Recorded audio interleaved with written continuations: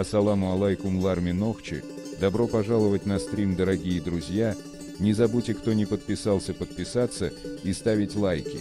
Баркал, спасибо всем.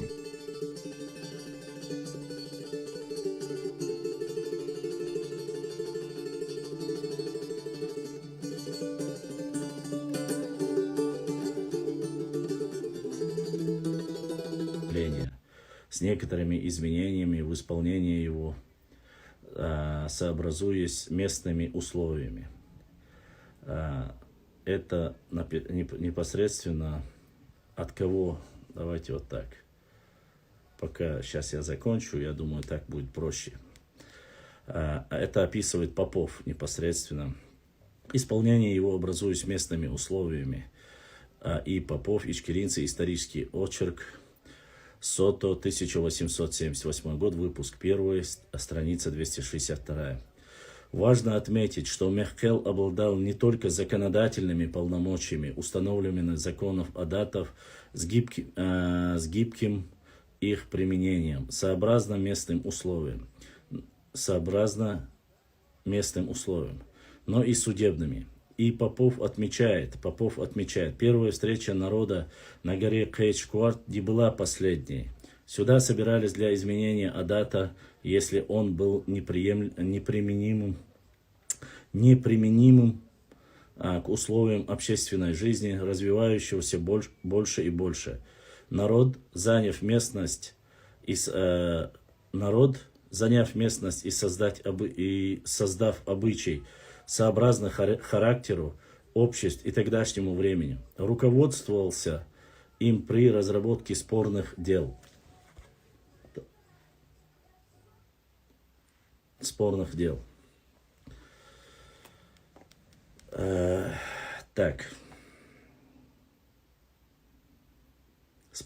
Единственным способом решения тяжб, которого бы свойства они не были, был приговор медиаторов, выбираемых как истцом, так и ответчиком. Приговор этих старейшин не допускал апелляции, и тяжущие свято исполняли их постановления. Попов. Следует обратить внимание на то обстоятельство, что тяжущиеся имели право выбирать судей и, следовательно, отклонять их кандидатуры, если имелись основания сомневаться в их беспристрастности.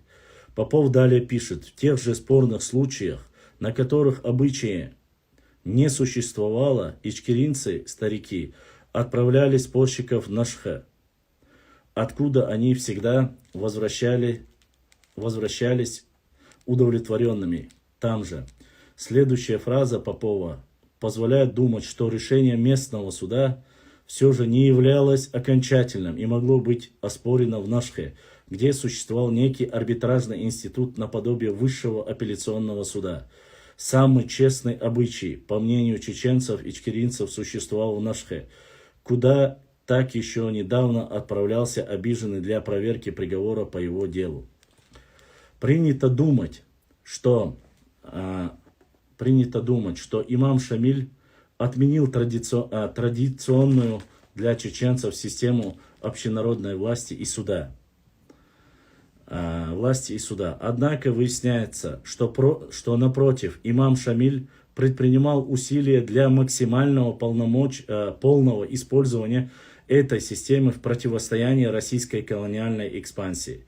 Попов отмечает: будучи всегда странною свободой и совершенного равенства, Ичкерия, хотя последнюю из местного горского населения подпала, наконец, в 1834 году под деспотизм первого здесь законодателя Шамиля. В видах собственной цели Шамиль, вытесняя в народе адат, прививал к нему учение шариата, делая сбор ичкеринцев на Кейчкуарте по 2 раза в год.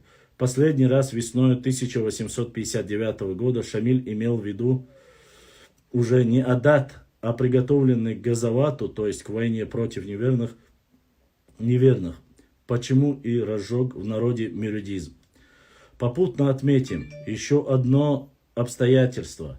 Часто приходилось слышать в том числе и от самих чеченцев, утверждение, что знаменитые общенационального котла в Ношхе не существовало. Что это красивая легенда, придуманная чеченской интеллигенцией 20 века. Свидетельство Попов о котле в Ношхе опубликовал, напомним, в 70-е годы 19 века, то есть в 1870 году. 19 века полностью снимает эти нелепые обвинения, передавая устные рассказы потомкам ичкеринцы, говорят, что у нашхоевцев была устроена община, что, выражаясь общим большим котлом, в котором приготавливалась пища, котел тот служил символом дружбы людей, решившихся разделять одну участь. Подытоживая, можно сказать, что в области Нохчмуахк, Ичкерия, как и в остальных чеченских регионах, вплоть до 1859 года существовали институты совмещения в себе властные судебные полномочия.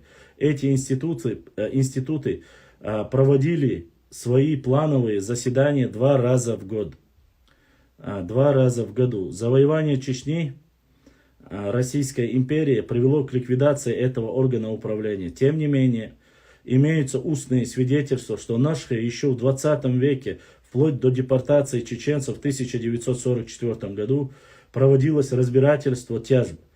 Так, есть сведения, что в Ношхе 30-е годы 20 века уже в коммунистическую эпоху были примирены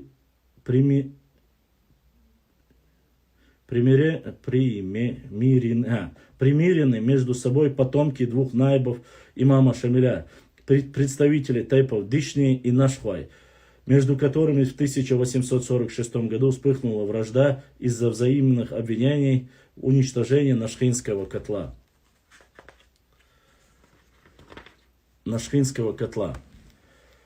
Как рассказывал краевед, знаток истории Чечни Салават Гаев, Нашхинский котел, Оман-Ей, национальный котел, имел такие размеры, что в нем можно было сварить мясо одного быка. Бытуют рассказы о том, что к этому котлу с внешней стороны были припаяны полосы, на которых какой-то системой письма были выгравированы названия всех коренных чеченских тайпов. Приходилось также слышать, что тайпы были обозначены не письменным, а знаками, тайповыми тамгами. Скорее всего, верно второе предположение, и вот почему. В указанном выше сборнике 1878 года напечатана статья без указания автора, судя по текстильному совпадению, ее автором также является Попов, под названием «Землевладение у чеченцев».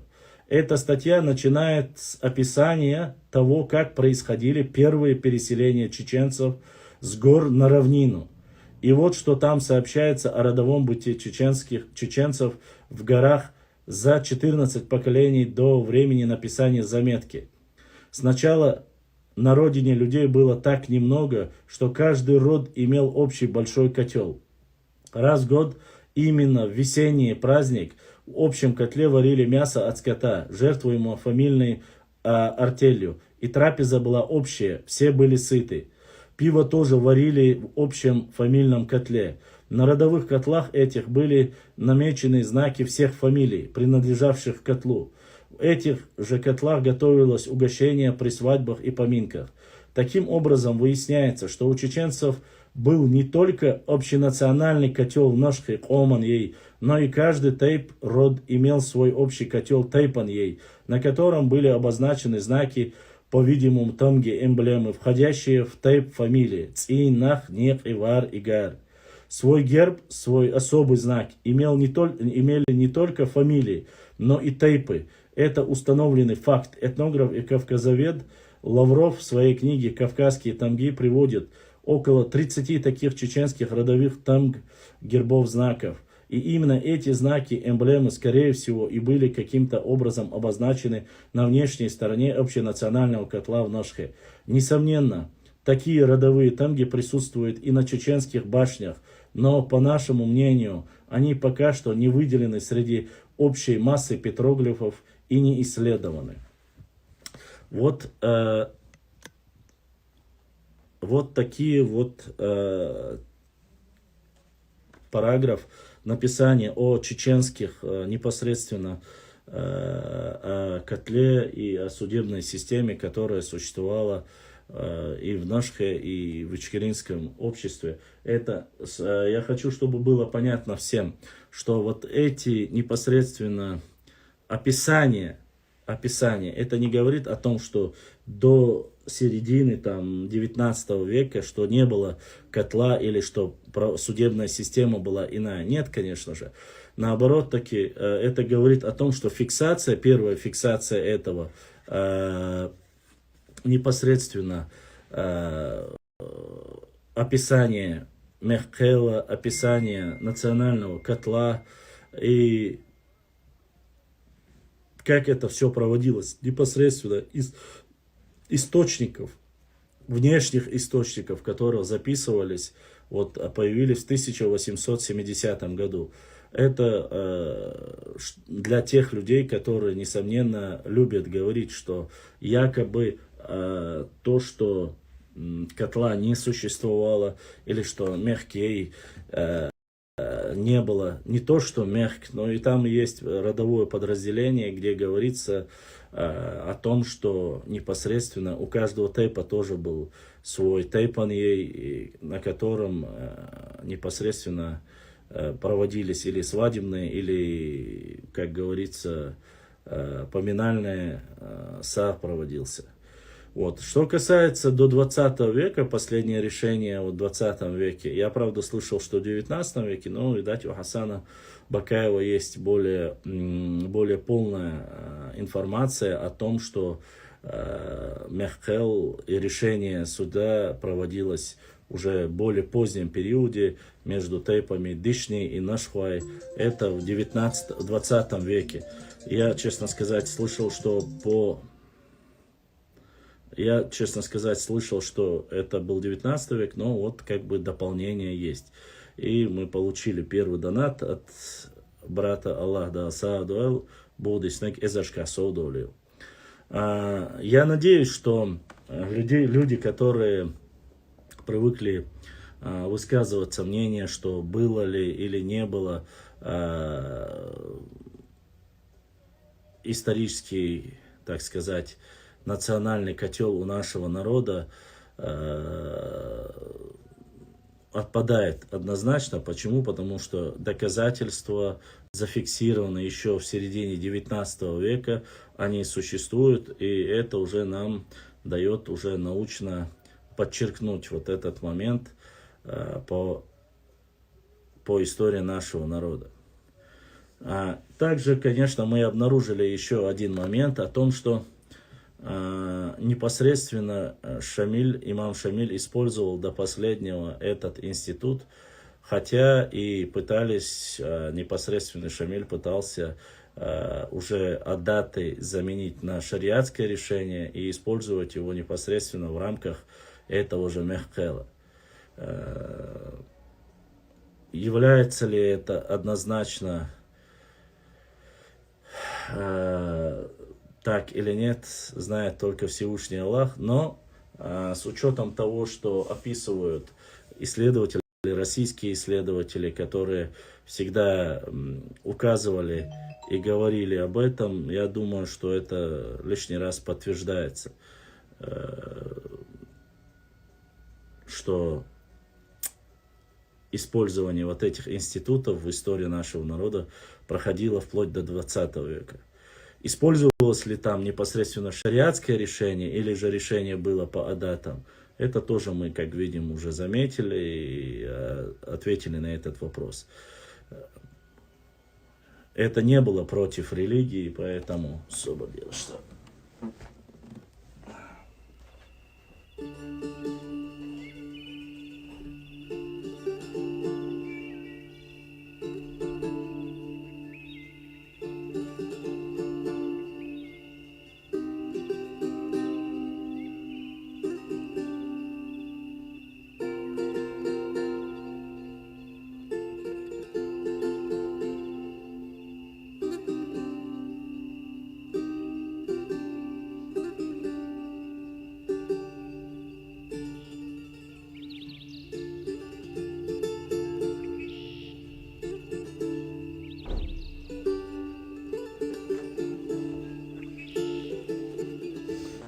Я хотел бы подметить, что если мы говорим о существовании непосредственно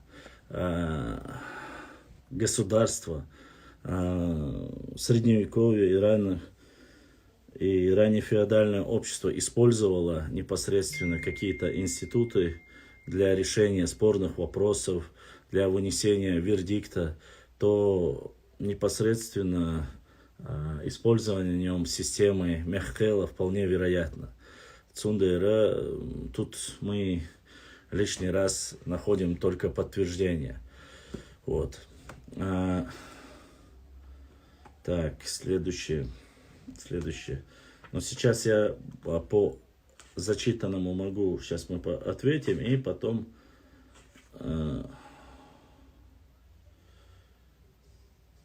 и мы продолжим с вами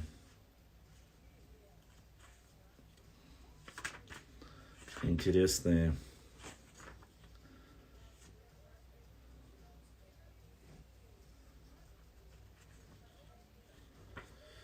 здесь, конечно, есть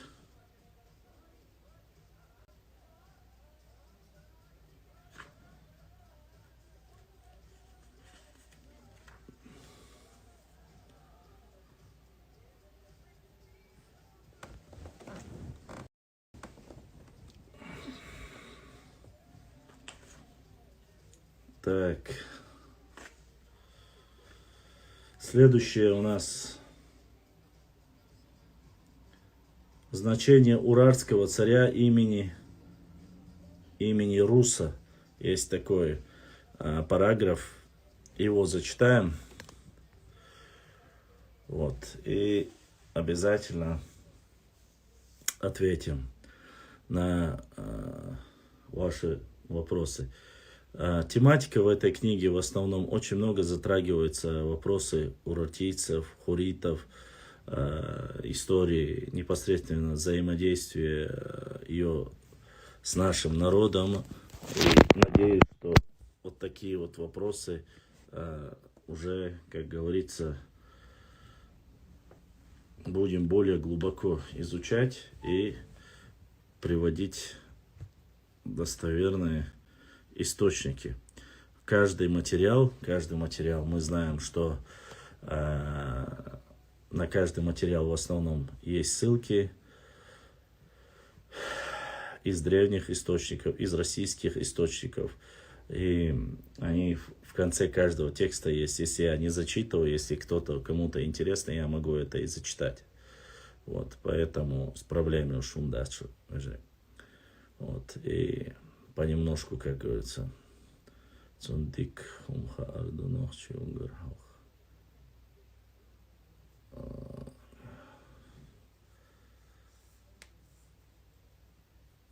Так.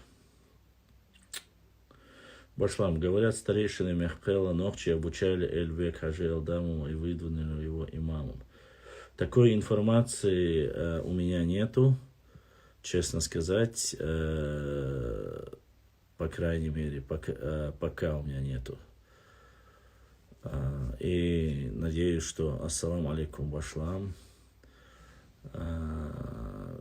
Так, ассаламу алейкум башлам. Маври Аннахра. Кто такие?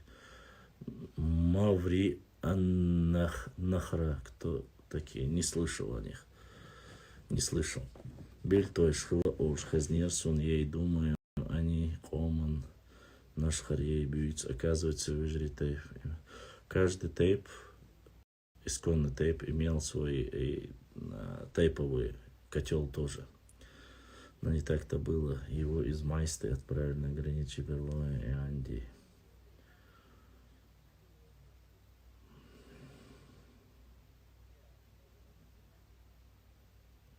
Так.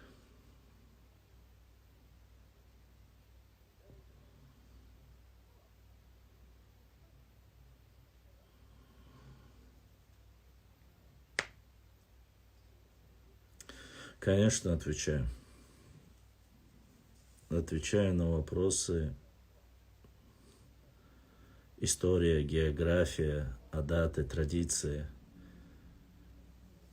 национальные интересы нашего народа.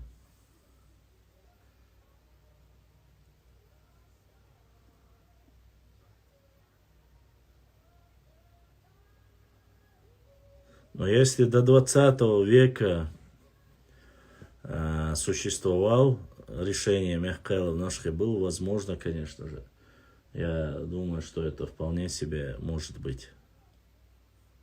Конечно же. Возможно, Алдам Алибек Хаджи получал, Алдам Гази получал от них указания, как поступать и что делать. Нет, Мехкел не у всех был. Мехкел был один. Мехкей, имеет тайпан ей был. Не Мехкел не было у каждого тайпа свой отдельно. А иначе смысла его нету никакого. Мехкел был общенародный.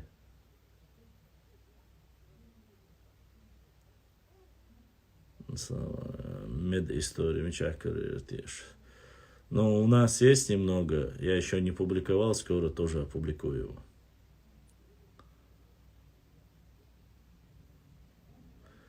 Тоже опубликуем, конечно же.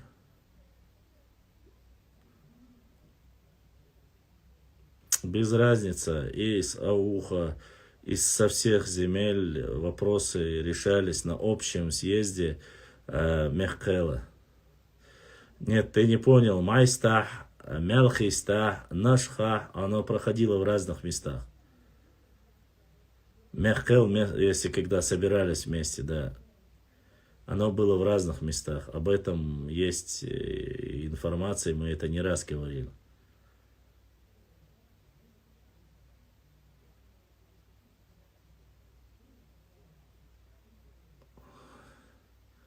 Место суда, возможно, место схода для решения каких-то национальных вопросов проводились в разных местах.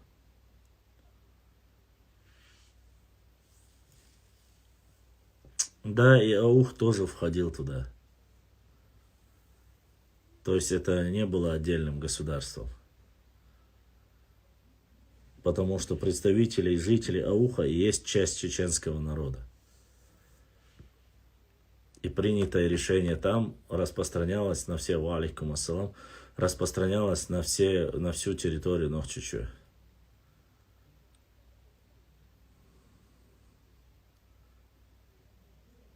Гарипекин, Язин, Меткшу, но мы сейчас не о Гарипекине говорим. Что касается Гарипекин, более западные части мог описывать.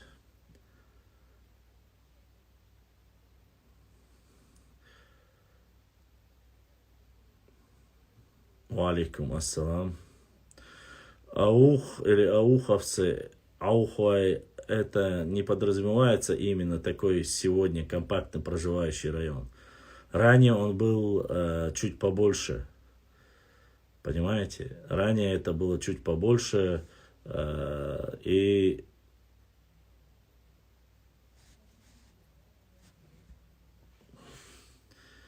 ранее оно было чуть побольше, и мы непосредственно знаем, что доходил вплоть до Каспийского моря. Ну, по крайней мере, так говорят источники.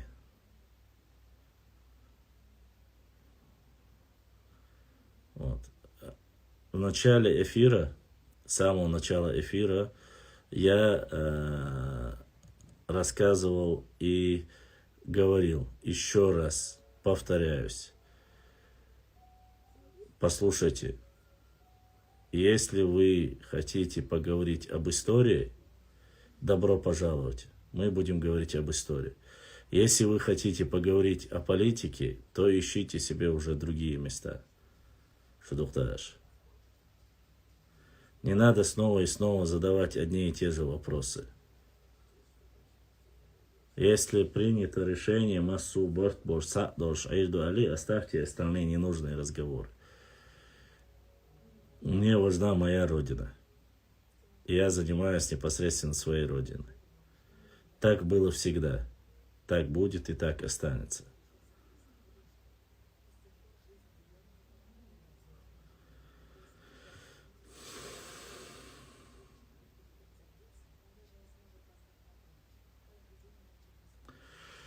Да, есть здесь.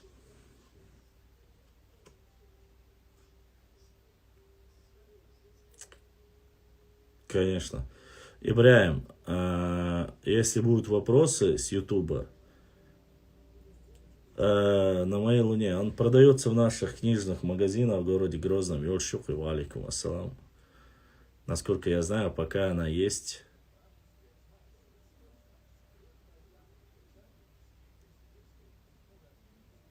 в свободном доступе, да. 17 числа, то, что я сказал, да, не 15. Что будет дальше? Не знаю, посмотрим, что будет. Мы занимаемся своей историей, своими вопросами. Так и будем. Если кому интересно, мы будем продолжать. Если кому не интересна история, традиции, даты, география, то что поделаешь? Неинтересно держать насильно мы никого не будем.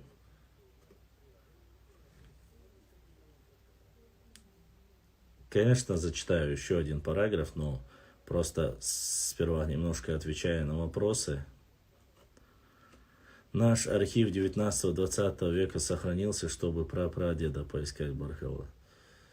Архивы сохранились, но какой район, описание какого района, я не знаю, посмотреть надо. Где подписчики? Не знаю, Рашид Шаточи. На разных пабликах сидят, наверное.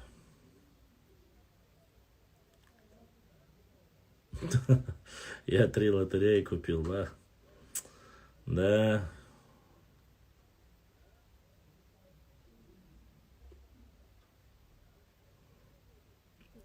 Ночью иду. Пошла. У меня есть книга «Перепись населения Ичкеринского округа». Она попросила своих найти, но там бедно нет. Их несколько частей, их очень много частей, поэтому надо смотреть разные.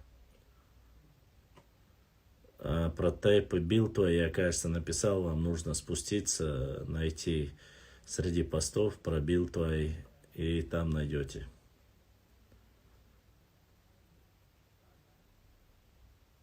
Тейповые истории мы понемножку все рассказываем. Конечно. Рассказываем понемногу, конечно, везде.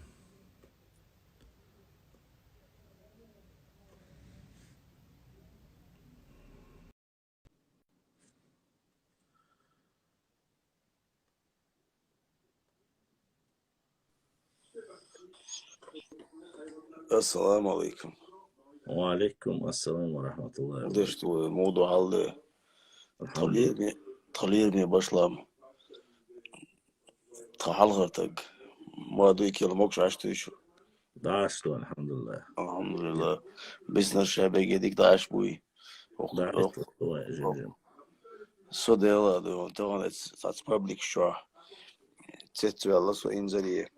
دقة غواية رمزان بيستخل شغل ده جو خز بيستخل جو خز غير تسون بعد يديش شابي بعد يرزن خداست شارك بعد يرزن دقة دق بدق شيء دق برش دات بيش نعشق بالغواية جو خز بيستخل ده البرتع بولوي بوخش دات آمين يا الله ده البرتع بولوي أم بقدو زعم صحبول ناخ بويس يقعدات في تندرجو يشيغو ها إتيش بيك بوال هل دوال سوتو تيش بوخش زعم ديت والله رسو زعمينو تنشوال يرسو تعود الثقل غيتي داخش تحوز ولا قعدات تعود اشتقي غيت نقطيتي يقول لي الله أنا أحداث عديل سخير يوضع دوس ديل سخير ناس عود الثقل بار سخير شيء ناس ديل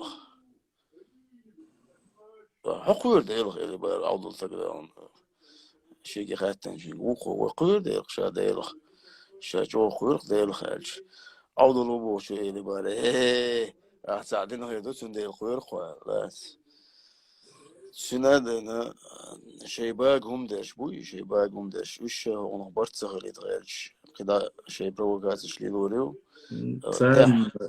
Ценным было, где чаяться решение принятия рисовать. У нас никогда и не Alhamdulillah. было стремления к этому. У Вой нас... да именно борт бишилду. İşte diyeti eserler, avdol takılayacak, avdolu boşluk, avdol takıl yani eserler, şu hali başla. Del borç sabır del day belki öyle vay. Амин, амин. Да, Vay владыка diyorlar, всех болмаса. paço boş de diçani derlo vay. Vay hunda elçidin istuay, vay disiplinay, vay yok what's yiz. Halı elço boğuk deşildiz vay. Musa, so Watson, so ночи он. So век аду сном. O boğutsu başla. Здесь все война хел, язина, я сундербах, so ночи ушел. Шайн луак, что когда хел диес, so ночи ушел, ночи историю чусо. А когда дега, Vay nokçuydu da mala. да, Vay nokçuydu. Sadece koyatsu da. Mekşudu başlandı. Дерес, Hadni kodolcu da. Asmaalla da skroşi. Diste doy. давай, дерес. Так, Башлам,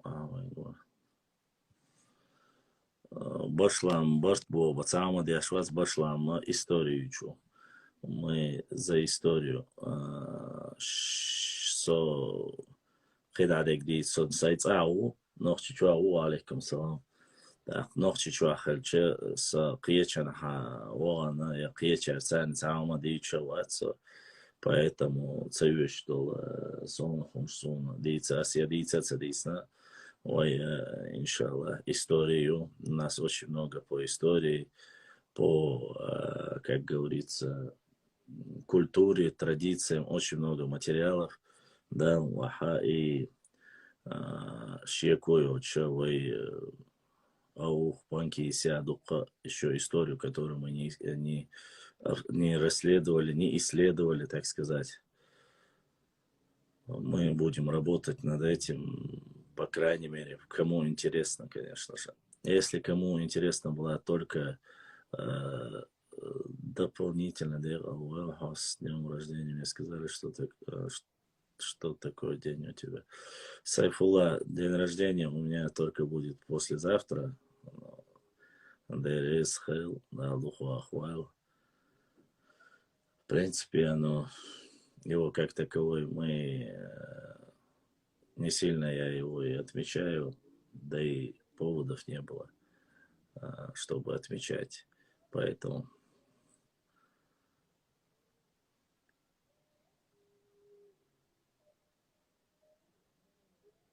Ватчер, пускай этим занимается непосредственно. Есть глава региона, уже пусть занимается, он, наверное, как-нибудь сам разберется.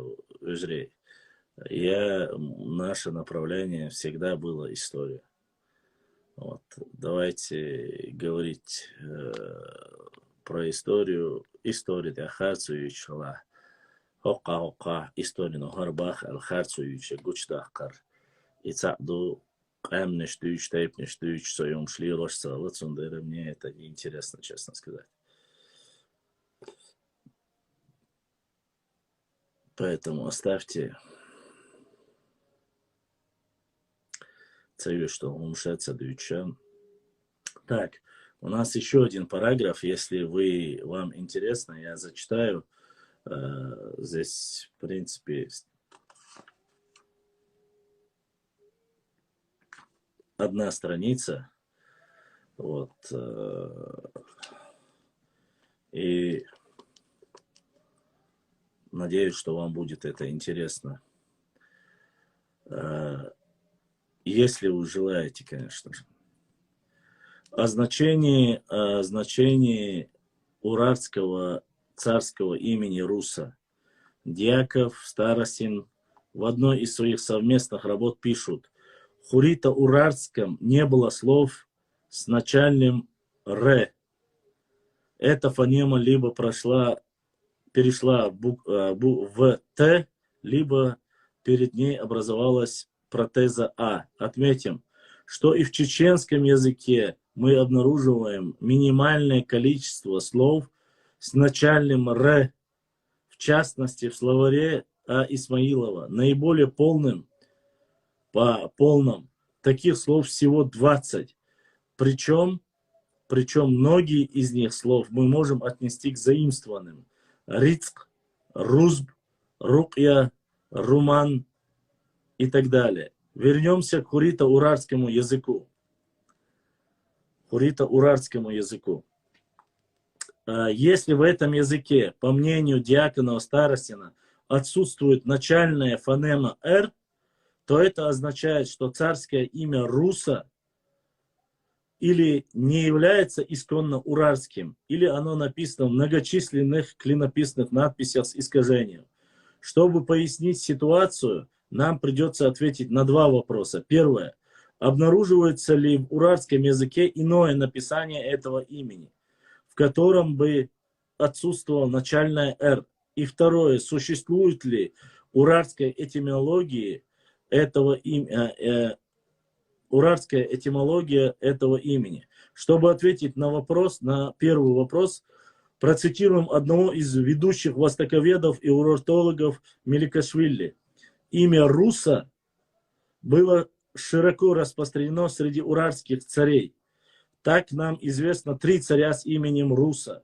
Руса I, сын Сардури, Руса II, сын Рагишти, Руса III, сын Эримена. В ассирийских надписях это уральское имя Руса передается в обыкновенной форме Урса. Это связывает имя Руса и Урзана. В форме Урса ассирийцы получили имя Руса, по всей вероятности, из мусасирского говора, где оно, возможно, так и звучало Урса. В приведенной цитате следует обратить внимание на то, что ассирийцы позаимствовали форму написания разбираемого нами имени Урса из мусасирского ординского диалекта уральского языка. Это является свидетельством того, что имена Урса – аутентичная форма написания и произношения этого царского имени, поскольку ординский мусасирский диалект был более архаичным и в сравнении с диалектами центральных районов Урарту, диалект Тушпы. Более того, сам священный для урартийцев город Ордини – это название на уральском и навчийском, собственно, отмечает священный, храмовый, является древнейшим культовым и политическим центром Урарту. Установив, что форма Урса была древнейшей, первичной для царского имени Руса, попробуем найти этимологию этого имени. В этой связи обращает на себя внимание уральские термины «урис» – оружие, «урус» – дом оружия, «арсенал». Вне всяких сомнений термин «урис» имеет четкую параллель с чеченским «урс» – нож, «арсаш» – ножи. Как выявляет чеченский исследователь Идрис Булатбиев, термин этот в старину имел чеченское значение «меч». Вследствие этого мы можем констатировать, что урартийское царство имени Руса, Урса, находит свою этимологию как в уральском, так и в навчийском и означает «меч». Добавим, что уральское слово «хуса» – «дом», которое «хуса» обнаруживается в составном термине «урсихус» – «дом оружия». Арсенал имеет безупречное схождение с чеченским «хусом» – «дом», «помещение», «хус» – «дом». Таким образом, имя уральского царя Руса, Урсы, означало на уральском, как и на навчийском, «меч». Отметим также, что в навчийской ономастике мы обнаруживаем немало имен, связанных с оружием. Например, Доут – меч, Бердук – копье, Мячиг – острие, Джамбот – боевой топор, Арс – меч, Тур – сабля, шашка и тому подобное. Подобные имена существовали у многих древних народов, что делает уральское имя Руса, Урса частью общемировой традиции. Использованная литература Дьяконов, Старостин, Хурита, Уральский, здесь 6 источников.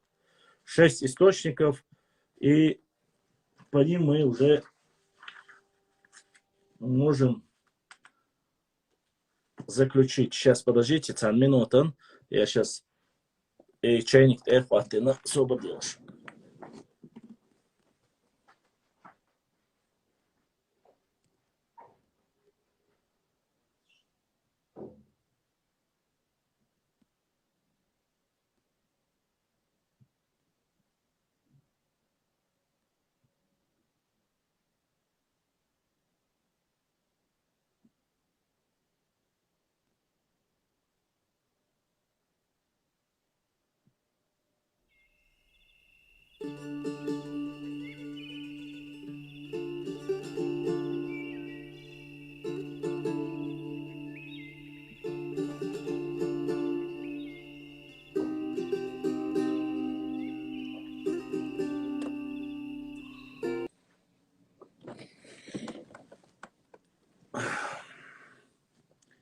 Ну, то думаю, что это чай молохена. Ола, сестренка. Чай мела, кофе мела, самала. Шилую так. Не хотелось бы, конечно, заболеть.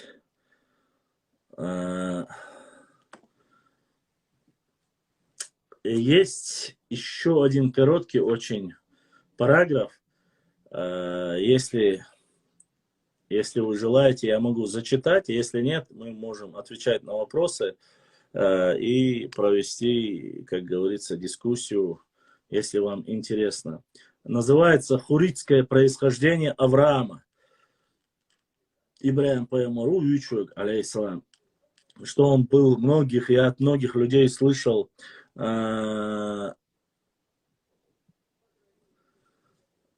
Автоломбард Групп.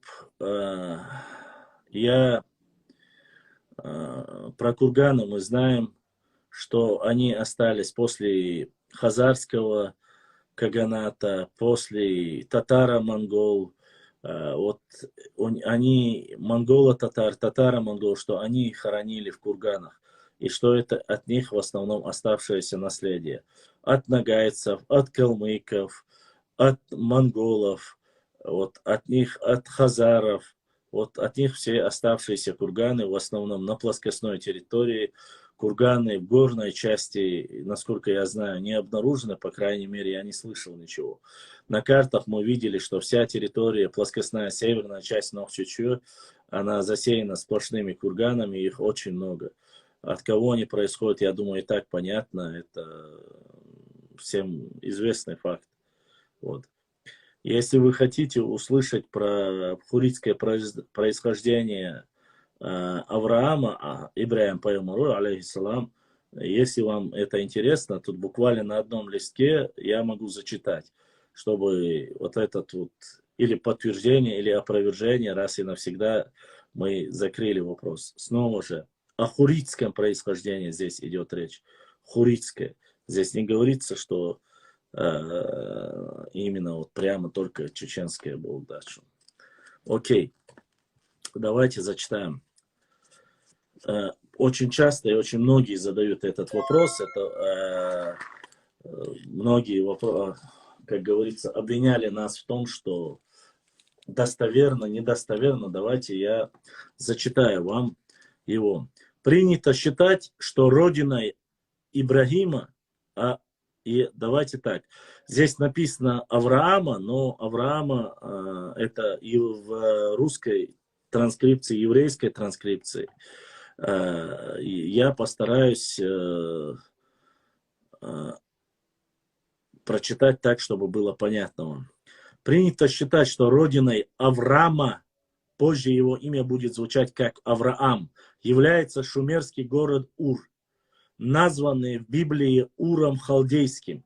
Судя по историческим данным, во время Авраама Ур не мог быть халдейским, поскольку племя халдеев начинает фигурировать в древневосточных письменных источниках лишь в эпоху ассирийского царя Салмансара III, 9 век до нашей эры. Название Ур-Халдейский свидетельствует скорее о времени написания этой части Библии, но никак не отражает этническую ситуацию на Древнем Ближнем Востоке в эпоху жизни Авраама.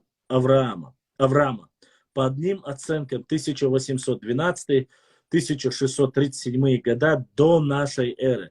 По другим 2040-1865 года до нашей эры. Какую бы датировку жизни патриарха мы не приняли, город Ур оказывается населенным шумерами, но никак не халдеями-семитами.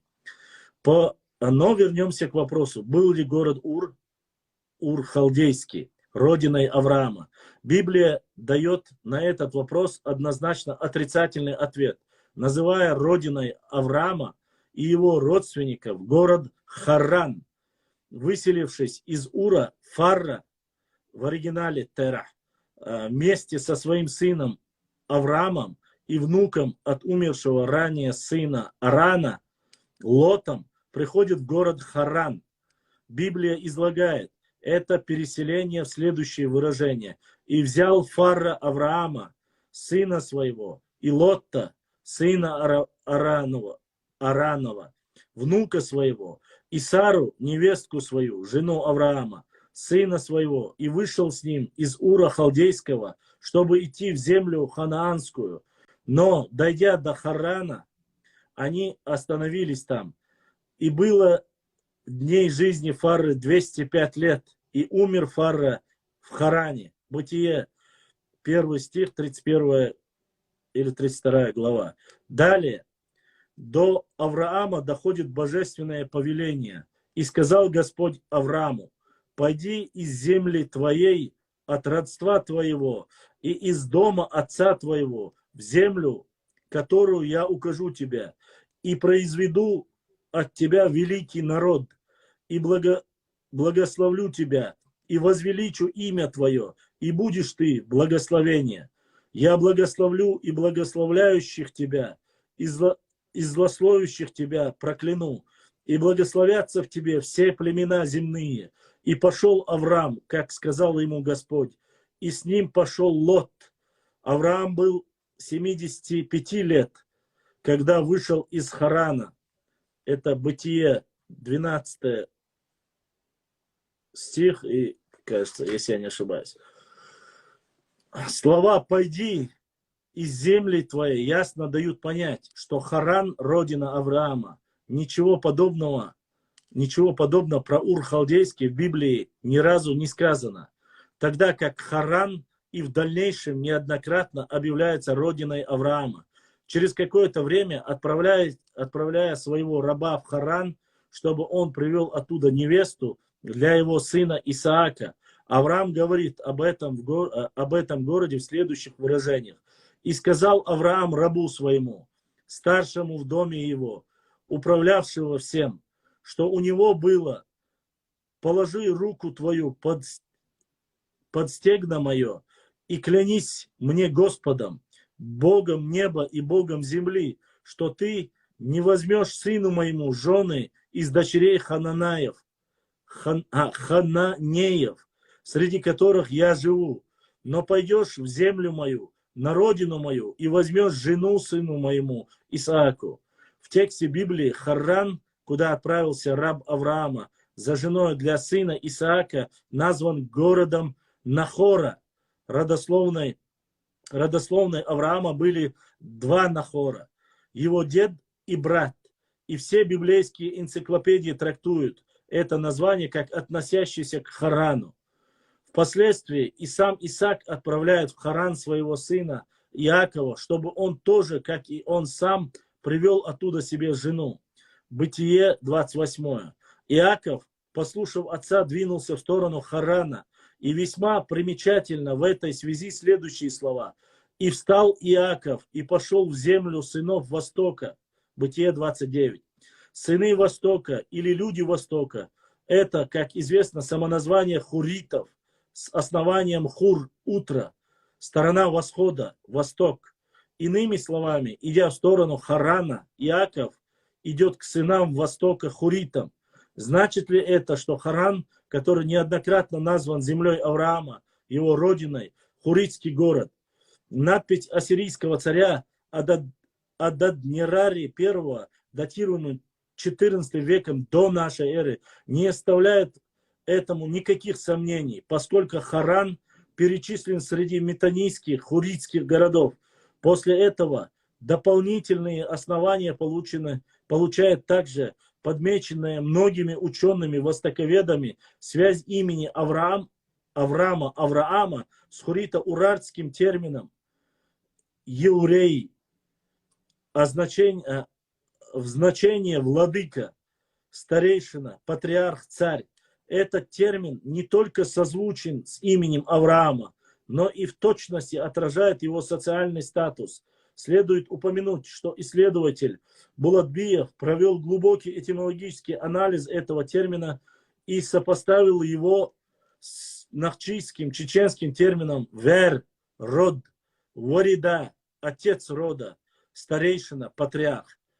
Вот такие вот ссылки. Здесь ссылки: первое — библейская энциклопедия, второе — Диаконов, третье — Диаконов, ассирийско-вавилонские источники, Диаконов, языки Древней Предней Азии, Булатбиев, Урарто-Нахчийский словарь, Нальчик 2017 года. Вот такие вот интересные подтверждения, я надеюсь, научным методом подтверждается и будет и в дальнейшем подтверждаться все больше и больше о том, что родиной непосредственно родиной пророка Ибрахима, алейхиссалам, является Хуритское или Урартское царство, которое является самым близкородственным для нашего народа. Понемножку, нет, не Сайд Хамзат Нуноев, понемножку мы находим все больше и больше доказательств, да, будем надеяться изучать историю во благо и своего народа. Поэтому здесь более подтвержденные материалов, очень много подтвержденных материалов, по крайней мере, хоть и косвенных, но очень сильных косвенных доказательств. Уважаемые мои друзья, сейчас мне нужно перезагрузить, у нас закончился 1 час. Если кому интересно, заходите, и уже во второй части мы будем отвечать на вопросы, и поговорим с вами.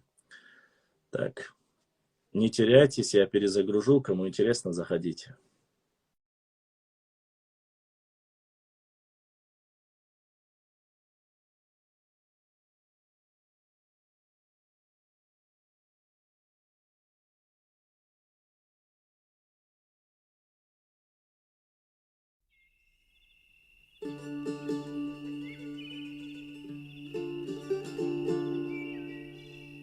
Дорогие друзья, не забудьте ставить лайки и подписаться на канал, кто еще не подписался.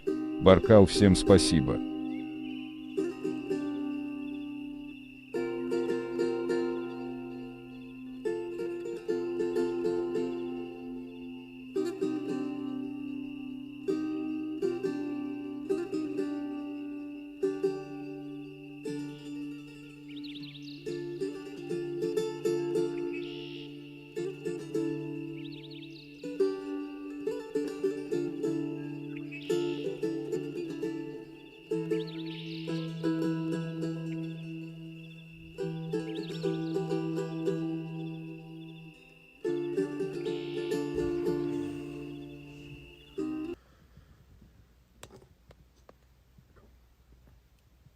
Так.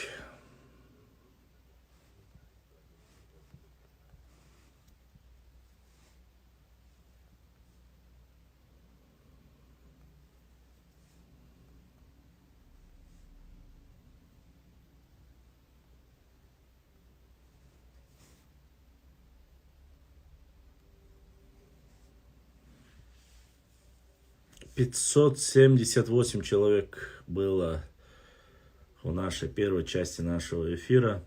В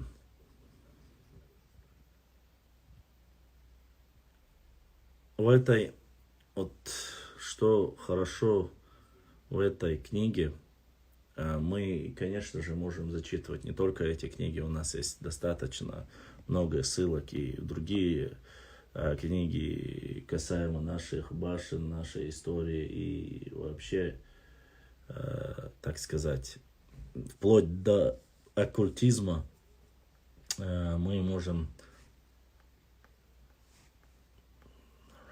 Алейкум ассалам. Поэтому более обширно затрагивается вопрос, и возможно, и у Ибрагимова, Резвана Ибрагимова, кажется, да, его дорогая ситуация, у него тоже было затронуто. Но говорить одно, эта книга «Чеченские этнонимы. Древность происхождения», говорить одно просто так, я считаю, потому что вот созвучно, это одно дело, а другое дело преподносить все непосредственно научным образом, подтверждая все это совсем другое. Первый вопрос. Ты в курсе, что Арарат назывался ранее гора Алароид и их обитатель алароидцев? Алароидцев не знаю, Арарат, что звучало иначе, я слышал. Что она алароидцами называлась, я такого не слышал. Возможно. Но от того, что я не слышал, это не обозначает, что этого не было. Вполне возможно, что это название было. Вот. Это никаких проблем с этим нету. Вот, Алароидская гора она называлась или как, но суть сегодня мы ее называем Араратом.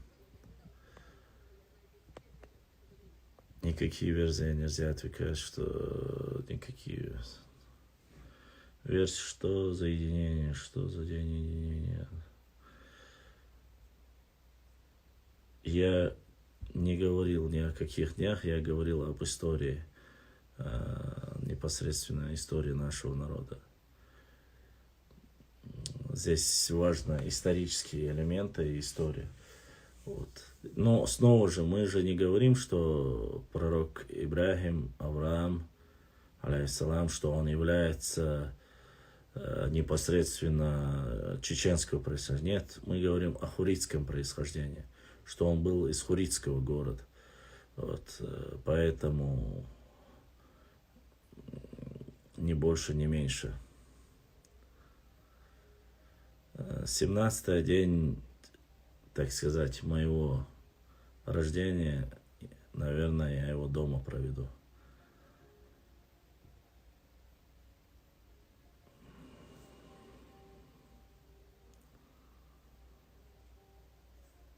Дальше.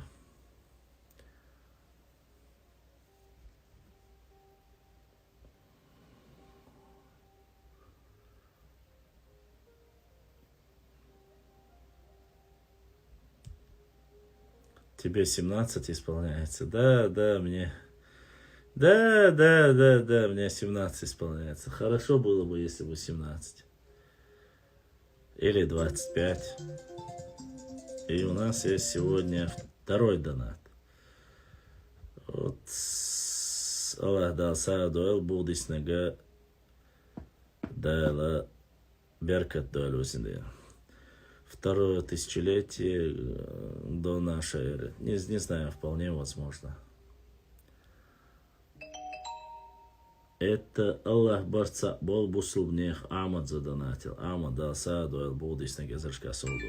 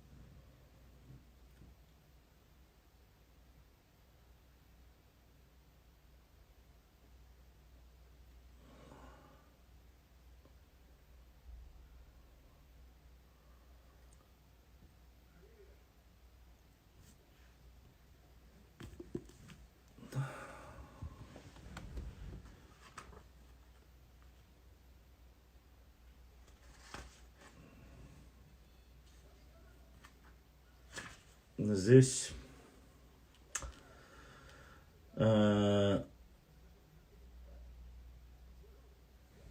Мы все слышали о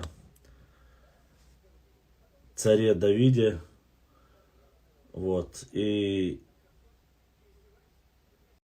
небольшую графу вот про это зачитать.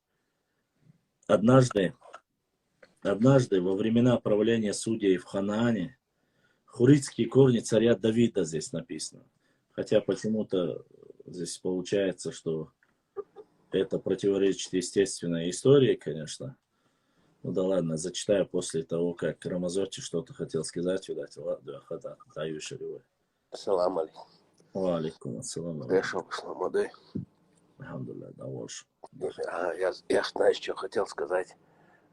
Вы же якобы сейчас решили, то ничего не там касаемо политики, ничего не будете говорить так же. Мы, что, все вроде бы решили, да? Но мне не важно, что решили. Твой аккаунт, я к тебе обращаюсь сейчас. Что ты решил. И единственное, я хотел тебя попросить, если так решили, то есть как бы ночи бобош полнах, которые сидят здесь в комментариях, уже, я и так знал, это будет, уже элкштат, фейковый аккаунт, на будет я провокация. Если решили, войдя аура нахек провоцировать собой таких людей в эфире вообще лучше блокировать. Если мы молчим, хотя если мы сказали, что не будем говорить, а что его вот таких людей, чтобы вот этих людей, что когда заходит человек с каким-то... Я даже не церемонюсь, я даже предупреждать ему-то. Я сразу сказал в первой части, если будут говорить, я просто буду выводить из эфира. Это был изначально и есть до сих пор исторический паблик. Я отвечал только на ложь с их стороны. Если сказали, что не будет с их стороны лжи, мне дела до них нету. У меня вот столько своей стороны. Цахасун, с их стороны и не было лжи. Ложь была непосредственно псевдоисториков нескольких людей. И она и так же и будет продолжаться. Я в этом не сомневаюсь.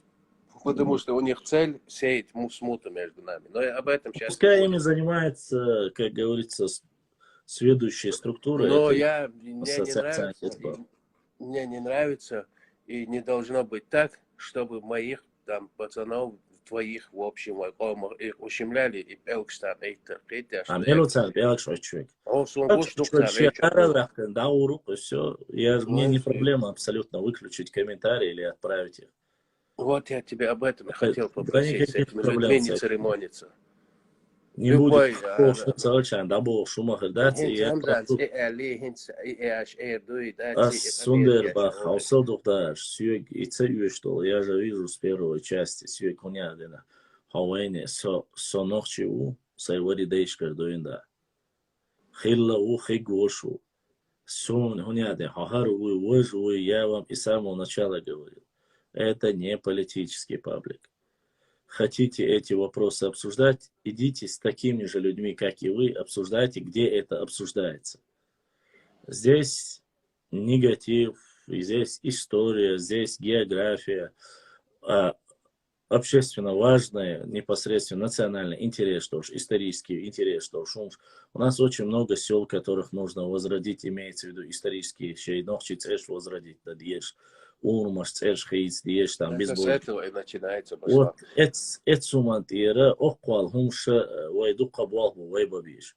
Хичар санисек эсгбалбу. Еще раз говорю, никогда не было и нет цели, чтобы именно у нас реально очень много вопросов, которые своих мы должны рассмотреть. А то, что кто-то заходит, что-то там начинает делать, я их просто буду выводить из эфира, и все. Вся проблема. Да, я вот это хотел попросить, не давать провоцировать пацанов. Потому что изначально ты эфир начинаешь, говоришь про историю. То есть у тебя сама цель, ты что-то хочешь рассказать. Но заходят люди, начинают писать. То есть даже ты реагируешь тут на какие-то комментарии, я реагирую. Хотя отвлекают они от всего этого, от основной этой темы. Хватит духовой заной, хватит. Сейчас каждый будет отвечать адресно за свой язык. Все, хватит, нет ни чеченцев, ни ушей. И не в интернете. Уже каждый хотел в интернете. Ну, если такое решение приняли, я думаю, есть какой-то инструмент, по которому уже Да, непосредственно это все адресно будет есть. сниматься. Мы будем просто наблюдать, все есть. В любом случае. Никогда в жизни хочу агалгай комал. В общем, хум эла дать, я али тандат, я олшвек сакрет дат. Ижджи дат, трейк хабахи тандат, я трей ногчи комал, бог сакрет дат. Абяха дат, я бинчул абях бар левна дат. Абсолютно верно, да. И нет такой. Но баду адресно. И ногчи халил, и халга халил. В общем, قام ملچ قام سيت إقيتشون كان عيران شيتو نقشيا شاوي سروق أشياء متت Жаптал деза душа дым камеля. دير دوق إقر هال دال دال الدنيا نجامو هلتي الله ندعال خلاص وديس لاح كم ساعة سوني إدوق سام غلاوني ده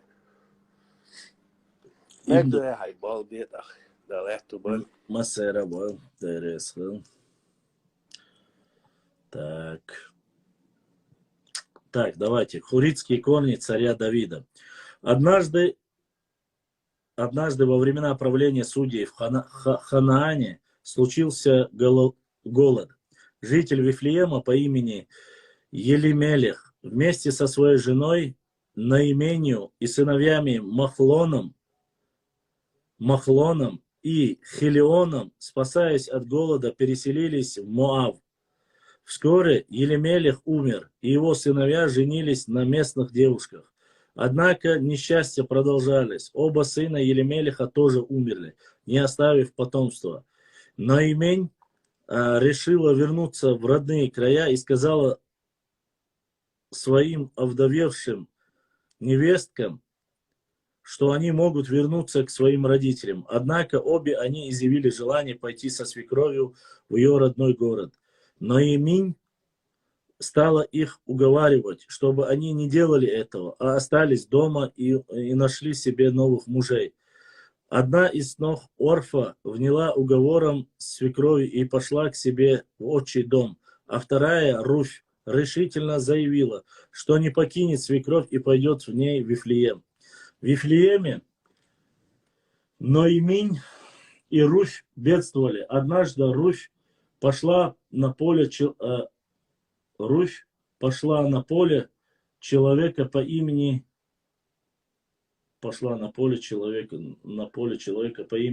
Вооз и стала собирать колосья ячменя за жнецами.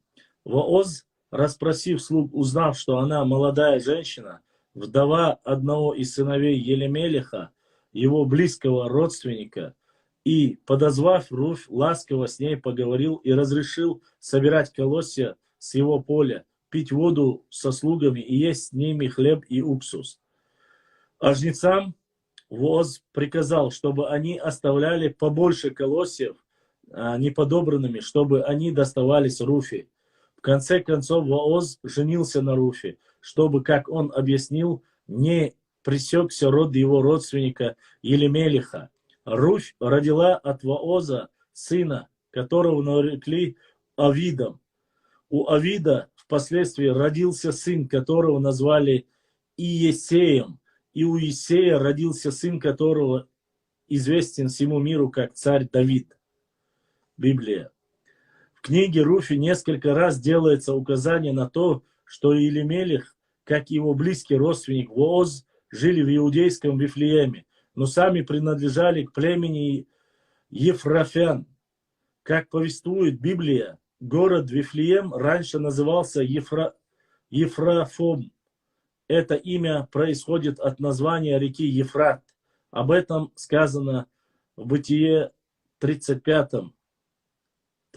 но тут глава 16, там 17, Руфь, Мих, первая Руфь, второй Мих, чтобы прояснить этнический облик племени Ефрафа, приведем цитату. Во втором тысячелетии до нашей эры хуриты занимали территории на всей протяжении верховного и среднего течения Ефрата, а также в Сирии западнее Ефрата.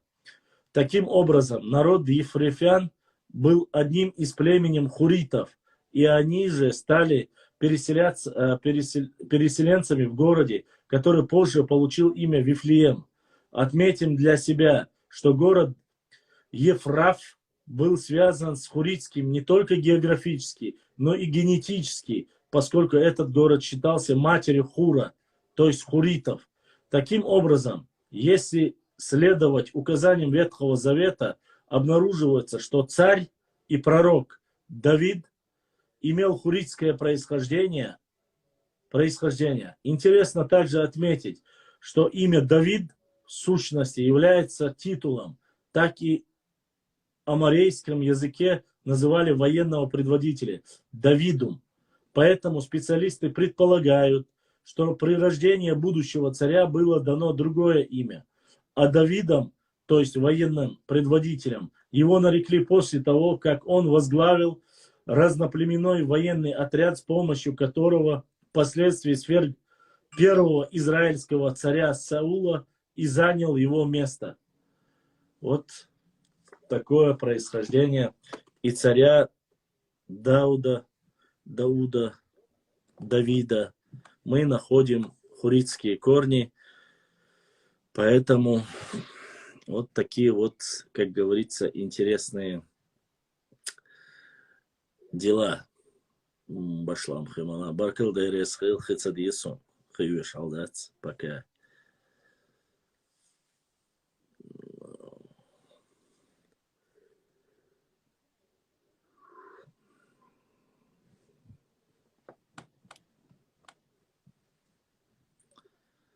Ля-ля-ля. Да, вот не чеченец, хурит. Хуритское происхождение. Дели Урсалам Маршал Хейл. Какой бы вопрос ни подняли, что бы ни обсуждали, историю хуритскую, урарскую, и вы обязательно, Башлам, самая древняя карта, которую ты видел. О, древняя карта.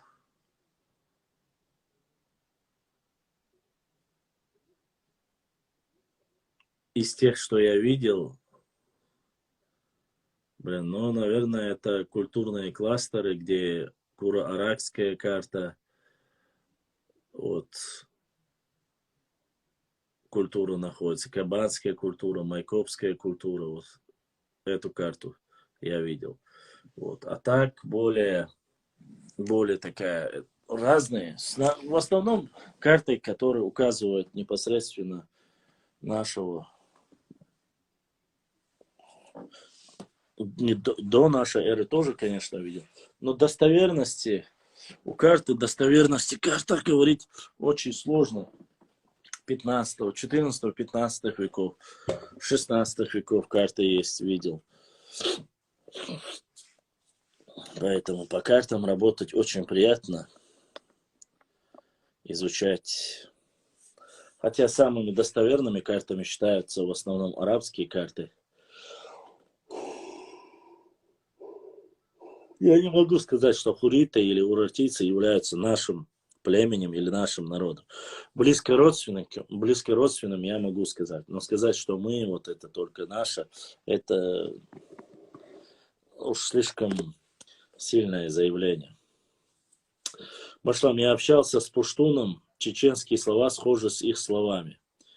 Но пуштуны считаются очень относящимся к индоарийской расе. Очень боевое племя, если я не ошибаюсь, пушту. И пуштуны это Афганистан, кажется, да? Которые проживают более закрытой в горной части. О них немножко слышал я. Сделать выпуск про шейх Мансура. Про шейх Мансура можем сделать выпуск тоже. Проблема в другом, как мы хотим, что мы хотим обсуждать про шейха Мансура у Шурму. Это нужно определиться. Это информации очень мало, честно сказать. Но понемножку мы занимаемся, собираем про него информацию. С радостью, конечно же, Буду рад, если у кого-то. Да, пуштуны очень боевое племя. Забыл Афганское племя. спросить про шейх Мансура в Хартия Чурсовой. Здесь есть много людей, то есть молодежь, да, примерно в каком возрасте был шейх Мансур, когда возглавил, ну, то, что он возглавил. 23 года говорят, 23-24 говорят. Просто представьте этот возраст и масштаб. На каком, ну, какая личность, да, возраст, масштаб.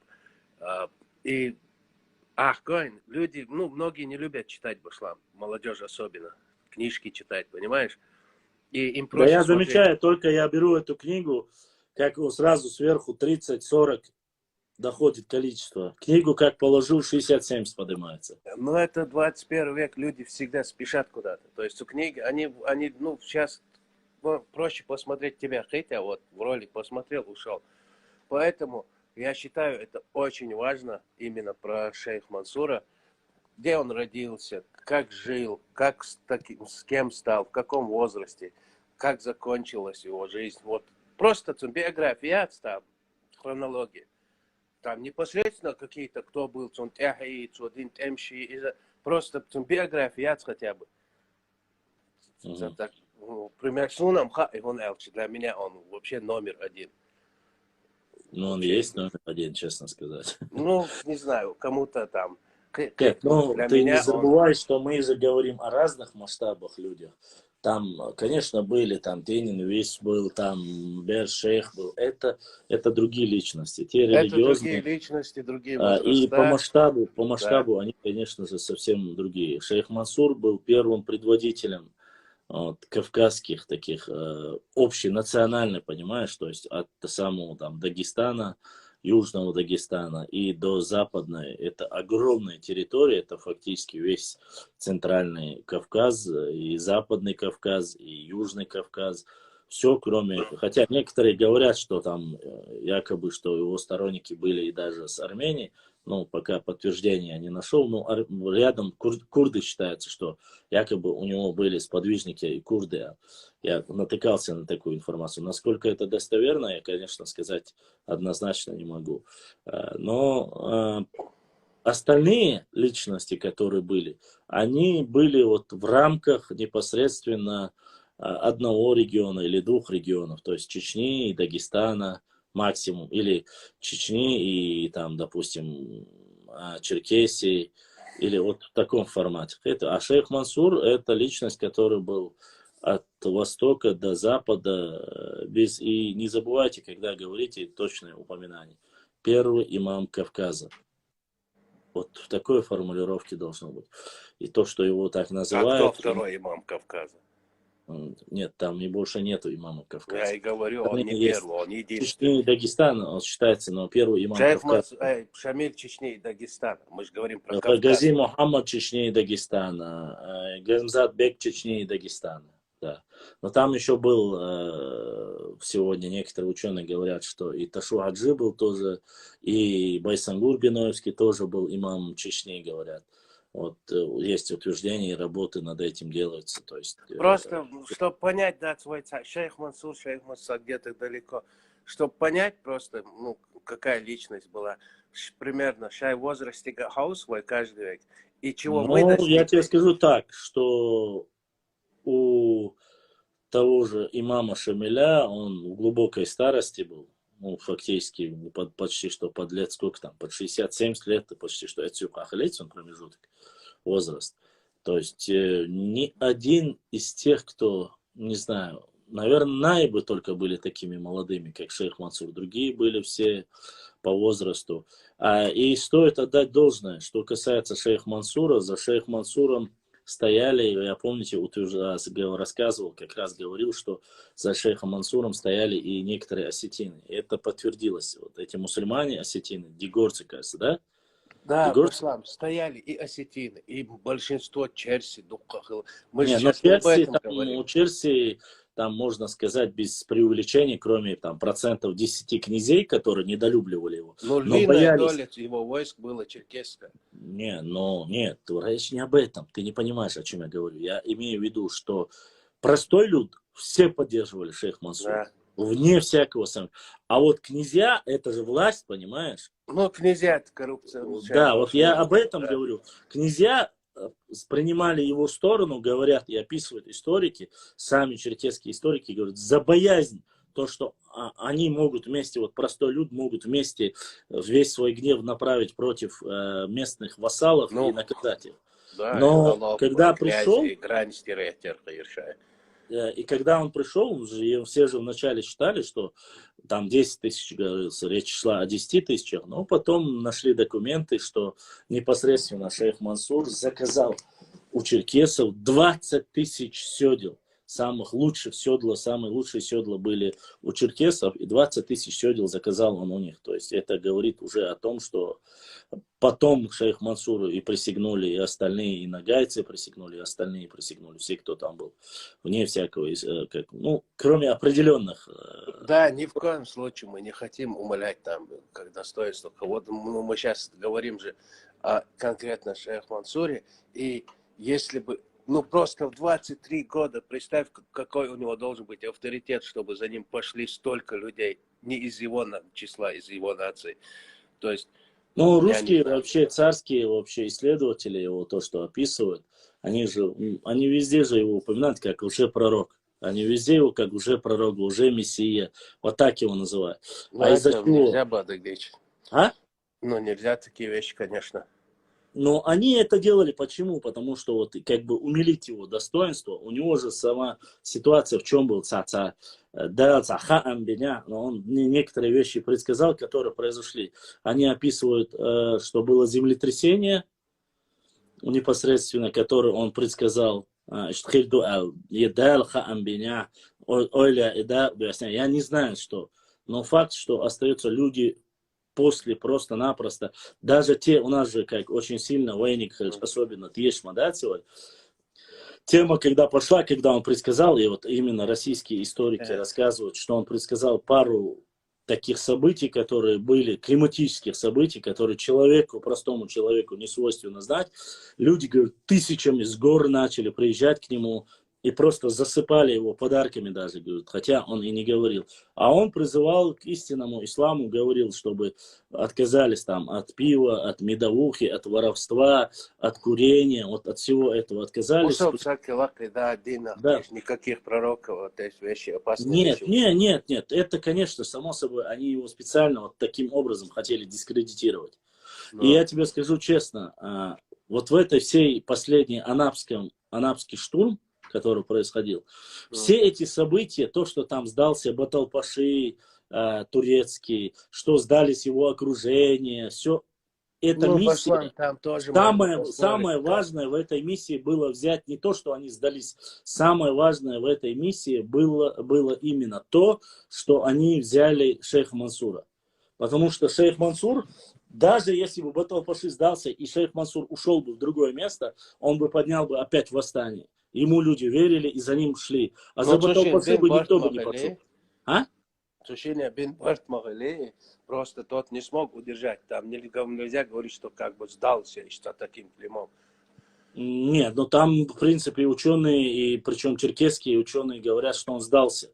И мало того, что сдался, он получил награду от царской России. Его вернули Турции, и он дальше начал занимать высокий пост. Это не просто так говорится. И в честь него названное село Баталпашинск до сих пор существует. Это не просто так. А ты видел где-нибудь название или селение Шейх Мансуровское? Ну, кроме как Чечни. То есть говорят, что это была операция, договорен, что он сдал именно Анапу, что сдал Баталпаши. Договорился с царской Россией. Нет, 23 года. Чем ты занимался, может, там, Мазарати, Ал-Рамазоти? Я в больнице лежал, а ты чем занимался 23 года? Вот, поэтому о шейх Мансуре много чего еще неизвестно. И вот по всем материалам, которые, когда его начали оскорблять наши нордийские друзья с Востока, я начал изучать, особенно Царват Малой, стоит заговорить об Байсангуре Биноевском или о шейх Мансуре, особенно когда ты говоришь, что шейх Мансур первый имам Кавказа, они начинают, кто ему дал там и так далее, кто его сделал первым имамом. Хотя, конечно, очень интересный вопрос. А кто сделал Шамиля первым имамом или третьим имамом Кавказа? Никто. Никто не давал. Просто его назначили алимы, ученые, которые находились в Дагестане. То есть сами дагестанцы выбрали его, сделали имамом. А вот имамом Кавказа непосредственно шейх Мансура сделали представители, и адыгов сделали, и многих других народов сделали. И тут ничего нету. Да, сегодня под влиянием некоторые кумыки с большим уважением относятся к шейх Мансуру, а другие под влиянием, опять же, тех же сюлей пытаются принизить его достоинство. Хотя в то время очень сильно поддерживали кумыки шейха Мансура. Очень сильно поддерживали. И одна из таких элитных его частей была кумыкская. Я не знаю, почему сейчас они резко как-то переиграли эту ситуацию и для чего они это сделали, я не знаю. Но стоит отдать должное, в то время до определенного поражения кумыки очень сильно поддерживали непосредственно шейх Мансур. Шейх Мансур, несмотря на свой возраст, молодой возраст, он был огромного телосложения. Многие говорят, что по телосложению он не уступал, если не был выше Петра I. А как мы знаем, Петр I был очень высоким, то есть статным телом. Высокое телосложение было, почти что по 2 метра. И то, что вот о его внешности многие... Вот автобиографию его очень сложно найти. В этом проблема. Очень мало написано. Его же до сих пор, происхождение его, мы не ознакомились до сих пор с полным вот этим итальянским материалом, который якобы утверждает, что шейх Мансур был итальянцем. Хотя, честно сказать, с учетом того, что какое отношение у нашего народа было к пришлым, они явно не знают ментальность нашего народа. Насколько я знаю, он эльстаншхо и никаким отношением эльстаншхо не имеет к итальянцам. А потом начали его, вот, чтобы его авторитет резко подорвать, смотри, как они, Рамазоти, они называли его уже пророком, потом его лже-мессией называли, потом его называли, что у него татарское происхождение, потом сказали, что у него итальянское происхождение, потом сказали, что туркам он был подослали, туркам, чтобы зажечь Кавказ.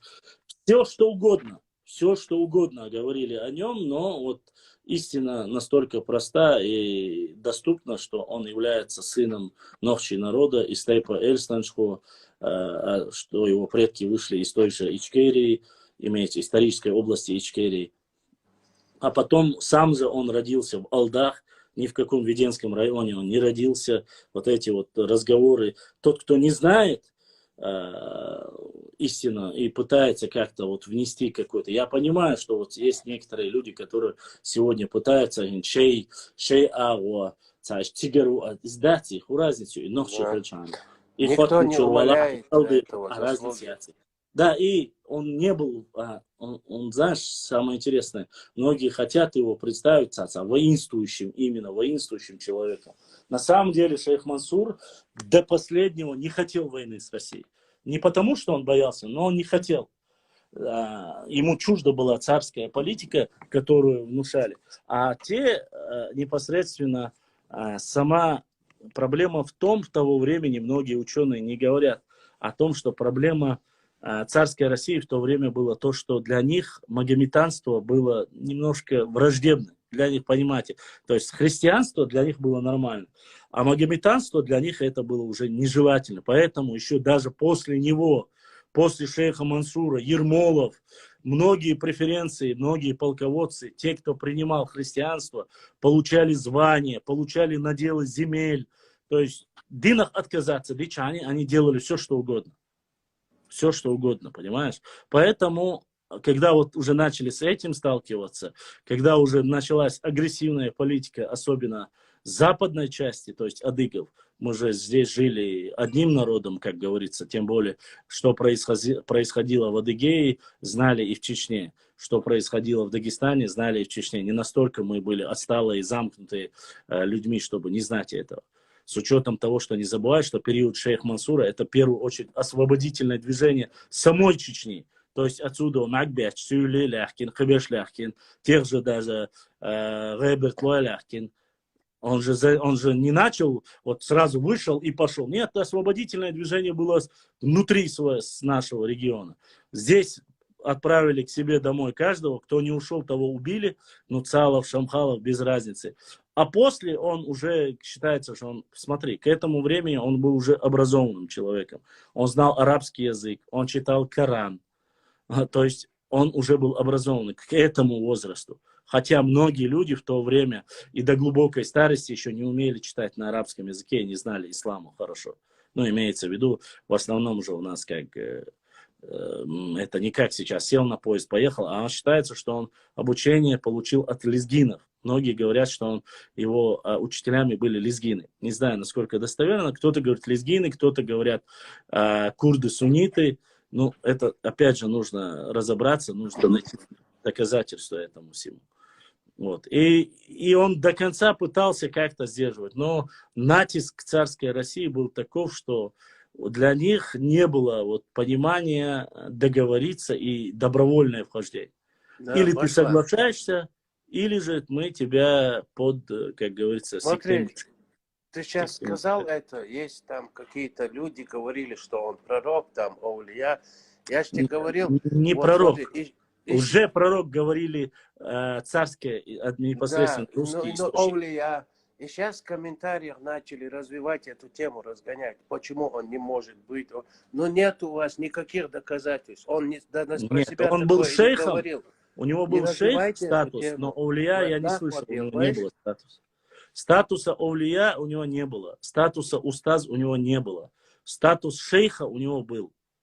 Шейх Баукуду. ш- Какой смысл в этом слове шейх? Как вкладывался? Он как шейх-лидер, вот так вот. Дин Дойшхилцен, естественно. Дин Даржошхилай. Но нету ни одной предсказания, ни одной ссылки, что он был устазом, аулия, пророком. Это, конечно, нет. Он никогда и не говорил, он сам всегда отрицал этого. Кстати, его же последнее письмо, я же его публиковал 133 раза. Посмотрите, когда ему говорят, был ли ты там, Суета, он я сам, без тебя знаю это. он Аулия сам и пророк всегда разные. говорил Вот и Америку отрицал. открыл. Он сам всегда говорил и отрицал, что он никогда не является никаким ни пророком, ничем. Он был просто представителем чеченского народа, предводителем. Он был представителем, не только он был представителем чеченского народа, он был мусульманин суннитского толка, суфист. Вот каким он был. Также был Салахадин, который Иерусалим чуванул, тоже суфи. Шейх Мансур был суфи. Это есть доказательство этим. Ну, здесь иного просто течения других и не было в то время. Это как... Ну, сейчас же разгоняют эту тему, что они не были суфиями. Валай были. И шейх Я Мансур такого был. не слышал. Даже Нет, Салахадин был суфием. ну, давайте религиозную тему не затрагивать, пускай это Это не разбирается Библия, непосредственно. это отсылка истории. Я поэтому, что он был другого течения. Ну вот, Гань, я же тебе говорю, ты вот сейчас сказал, были титёх, цершхилацун, лей пророк из Вожбош. Да. То есть и лжи пророк Элдал, а Дуаш не услышали слово пророк, он может быть Олея. Услышу, Дугдаш, еще раз. Если вы хотите, чтобы были исторически достоверная информация, просто-напросто посмотрите, проверьте, как написано. Если вы хотите историю услышать, детский сад, Это не детский сад, не, люди детский сад. Я не говорил ни устаз, ни оля, я говорил, что описывается в истории, что он предсказал какие-то природные явления. Из-за этого сотнями, тысячами людей начали приходить к нему, слушать его проповеди. Вот о чем я говорю. Который он говорил, он не был распространителем ислама, он возрождал ислам. Он говорил, приходите обратно к исламу, откажитесь от этих пьянства, воровства, жульничества. Об этом говорил. Ничего другого я не говорил. Я не знаю, кого вы слушаете. Посмотрите, это все источники есть про него. Прочитайте и все. И Масан Хашдукай. Я не знаю, что вы еще другого хотите. Смотри, Башлан, в детский сад, это люди, которые здесь сидят, это обычные люди, и я обычный человек. Мы не историки, понимаешь? У нас нет дипломов исторического образования. Тогда что я должен Поэтому сюда сказать? и Хорошо. заходят. Что я должен, Рамазотти, сказать? Что в истории, где описывают жизнь шейха Мансура, такой строки о лже-истории, там, лже-мессии у него не было, что о нем говорили Ты это должен говорить и делать ссылку на то, что это бред. Вот и все.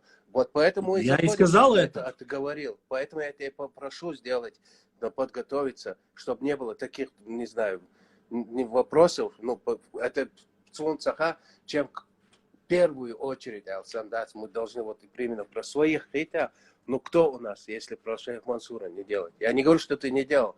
Просто кто кому интересно, будет знать, сколько было ему лет, в каком возрасте он погиб, и как погиб, как он в эту крепость попал, как к нему относились. Ну, то есть во всех отношениях, да.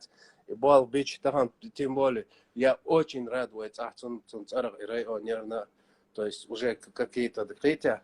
То есть это было нереально, как в советской Хане Олшейн, вообще даже представить. В Советском Союзе, во время Советского Союза-то, конечно, про нем еще говорить, можно было говорить про него. Подготовиться, Вот Бог в царское время, конечно же, нет, потому что он был противником царской России, его очень, само собой, не любили. Я не знаю, почему отношение такое резко разнится между ним и Шамилем, хотя, с другой стороны, Шамиль предоставил и сделал больше проблем.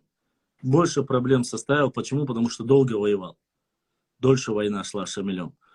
Но, в отличие от Шамиля, шейх Мансур не оставался в одной местности. В основном, точнее, имеется в виду географически. Только когда он воссоединился с Чечней в основе своей. Хотя в Дагестане, они говорят, тоже делал нападение на Грузию, часто делал.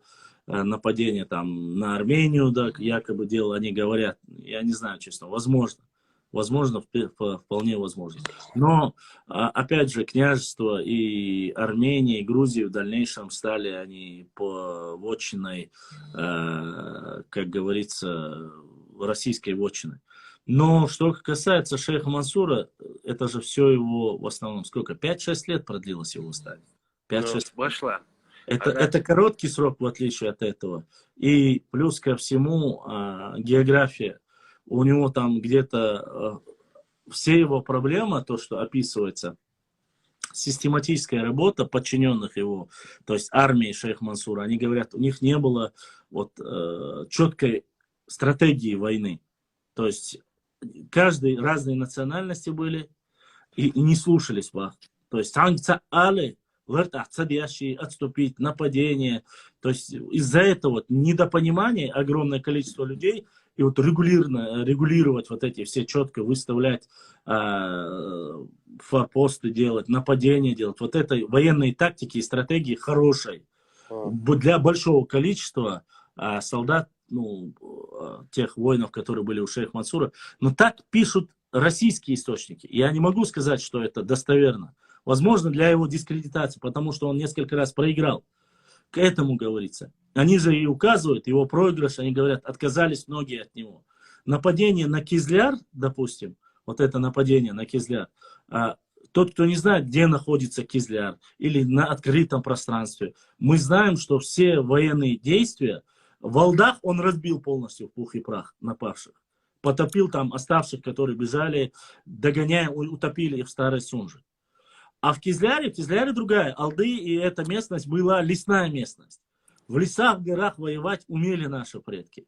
А вот на открытом пространстве, вот здесь всегда была проблема. Всегда. Это и современные войны, и все что угодно. В открытом пространстве, ну, я не знаю, тактику военных действий исторически в горах всегда умели.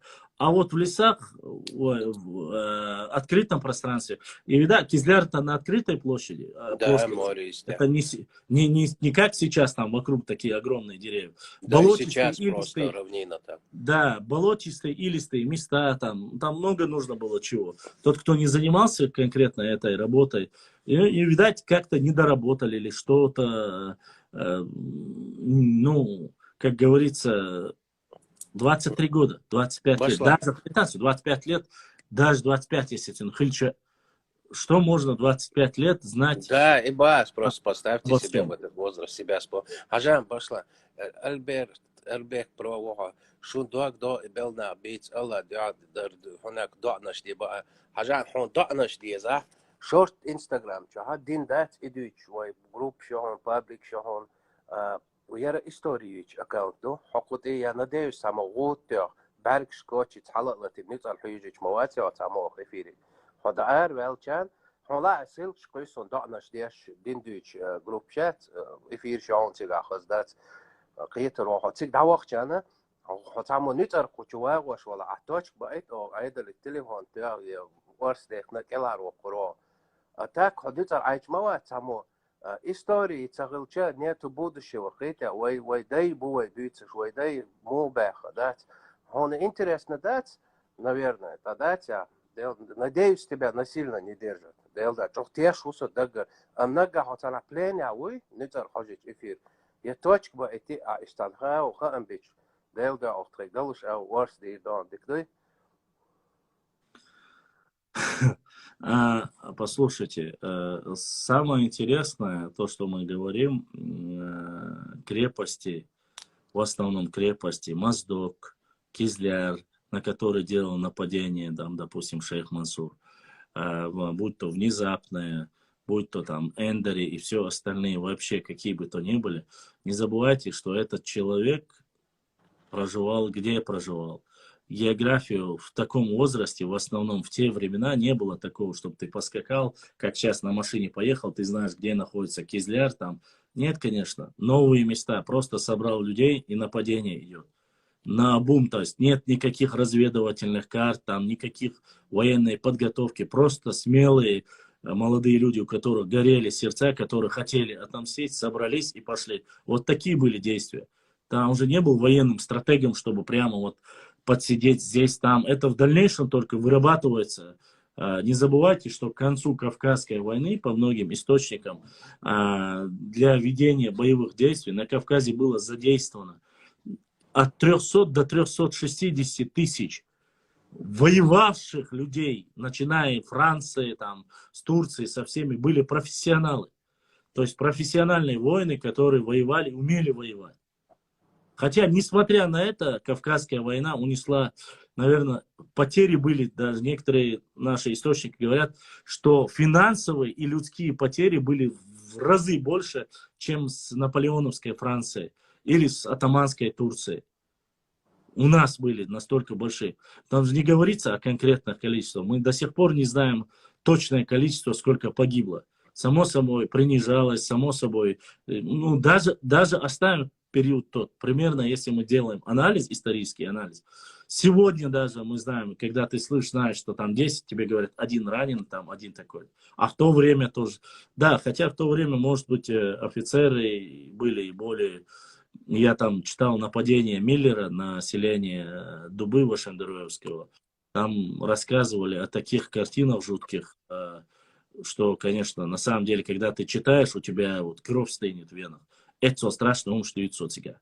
Прямо этот офицер царский рассказывает, как там добитый, там третий старик, как лежал там, у кого голова и все остальное.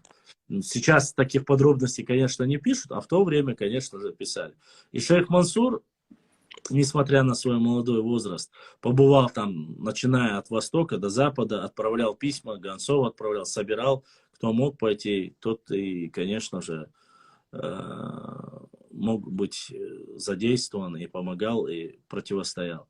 Что касается войны и действий нашей стороны, конечно, оно было слабоватым, если бы мы уделили бы такое же огромное внимание шейху Мансуру, как и имаму Шамилю, наверное, ситуация была бы немножко иная. Ну, это все Аллаху... да, я же начал это с чего? С того, что шейх Мансур с самого начала, на самом деле, по документам, которые о нем написано, он был противником войны. Он не был сторонником войны и пытался до последнего сдержать и вот мирно сосуществовать. Но несправедливость была превалирующей, распространение там другой веры и так далее и тому А подобное. между какими двумя империями он существовал просто? Ну, это, Тремя, какие тремя масштабы? империями. А? Тремя империями. Ну, Иран, третье, так. Иран, Турция и Россия.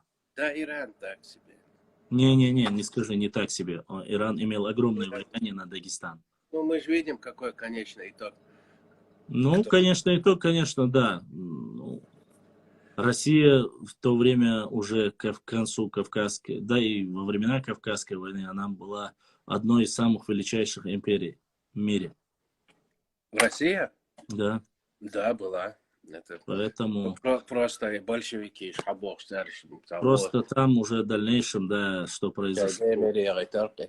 Цен был аскыбаться, такие реально благородные, такая, перемололи их там в пух и прах, короче. Да я сегодняшний Иран имел в виду, и Турции не было, я знаю. Блин, хорошо, надо было сказать Персии, Отtomанской Турции и Российской империи. Извините, что я не выразился именно таким образом, как написано в истории. Ну, надо выражаться правильно. А ты что думал? Ты сказал, тут лжи пророк, увидел, прозевали слово лжи и начали развивать тему. Ладно. Так что, а потом отвечать за это тебе придется. Какими Вот были в чем ичкеринские леса? Густые. Где были? Какие были ичкеринские леса, Эдшер? Я говорю, рассказываю, как есть. Густые были. А чтобы вы понимали, ичкерийские леса, что нахчи, что ханш, хенц во юрчат, даже бакин колиол, цуметти шло ханш халашан тарена, густые. Вот за счет этого они вывозили темш. Очень, очень густые леса были. Атаги, старые атаги, новые атаги, вообще невозможно было попасть. Чечен был весь в лесном окружении. Вот сегодня, чтобы было понятно, как выглядело все, кто знает, как выглядит вот лес между Беркелом, лес, который Сюлькуэрта, вот, который густой лес, есть местность, массив. Вот такие густые леса были полностью по левой стороне Сунжи. Черный год. Ой, не левой, а правой стороне Сунжи. То есть это White Yolmettik, Гайтинский. Вот от Алдов до Гайты сплошные леса были. Это Гехи лес, Валерик лес. Это все вот там нужно было. Они годами прорывали, просеки делали туда. Я же вам об этом много раз рассказывал. Лес это была священная территория для войны каждого чеченца. И каждая вырубка леса была опасна тем, что когда они шли туда, каждых солдат, которые занимались вырубкой леса, убивали. Пушки не передвигались. В этой местности очень сильные были именно лесные войны. А в этом были профессионалы. За каждым деревом ждал злой чечен. Да, да, абсолютно верно, да. Да, так и было. А что касается дойти чахкер халкачи, чур оль шут, это халкач, это очень долго нужно было идти. Да, шхалк минацали ханш. Ханш таас, нах, дой, рочалки замалаз. Там майниш, долго чахан, дитер. День юштсани, нах, халк бех. Да, асюквал баха. Швеция бахас, Швеция льется до цау. Арма лес ахулушу 17-го, что аскайхуда с сатуисом цаасун. Я же ничего никому не говорю. Конечно, из-за лесов. Просто вы сопоставьте масштабы империи в мире, до Шведы, австрийцы, раскать их, что у них истерика начиналась. Вы просто хайн дохалхила из-за мест. Ой, лишь просто. Там, послушайте, там же не только граф Воронцова, Граббе, многие. Вот ты сейчас имеешь в виду Даргоевское сражение, Ичкеринское сражение. Эти два сражения, в котором победили. Вот наиболее, самые знаменитые в Кавказской войне, вот эти два сражения, которые победили. Остальные победы или набеги, они были не столь значимыми, не столь масштабными. Вот. Что говорить о шейх Мансуре? У шейх Мансура тоже несколько было побед. Именно Алдинское сражение, где он Пьери Варимцу, Пьери Вармацу, да. Вот. И когда еще и взяли, если я не ошибаюсь, гинев этого Багратиона. Когда взяли вот этого Багратиона, когда отдали его царским войскам, мы за героев не требуем, не просим этого выкупа. Да, царь, это герой в дальнейшем Отечественной войны. Вот. Поэтому в этих случаях, Битвы на фронте знаете, были, войны. знаете, что самое мне интересно? Вы же под чьим предводительством, кем предводительством дала Шуайб Нохчеву, Кибелаш Нохчеву, Шуайб Мулла был генерал, Талхик был генерал, многие наибы были генералами его, Шамиля. Но когда вы пытаетесь под его или под этим, что цацанисол, потому что в Ичкеринском сражении погибло... Ты называть генералами их неправильно, по-моему. Нет, они записаны как генералы Ваша. Они Ну, записаны как генералы. А какая у них система они являлись найбами, титул найбов будешь, ну и вот генерал артиллерии, генерал там, конный генерал, Даязин, что разных источников. Ну, как в военном деле. Вот да, конечно, конечно. Титул этого, титул Шамиля же был как этого, духовный титул Майорицюнек, а эти были военные люди непосредственно. Саадулла Ехинский, там, я не знаю, Умадуев, Мелбариш, их всех за 100 человек найбов было у Шамиля, чисто ногче происхождения, за 100 человек. Вот. Я, кажется, публиковал их имена, но... Найб каждый темловать.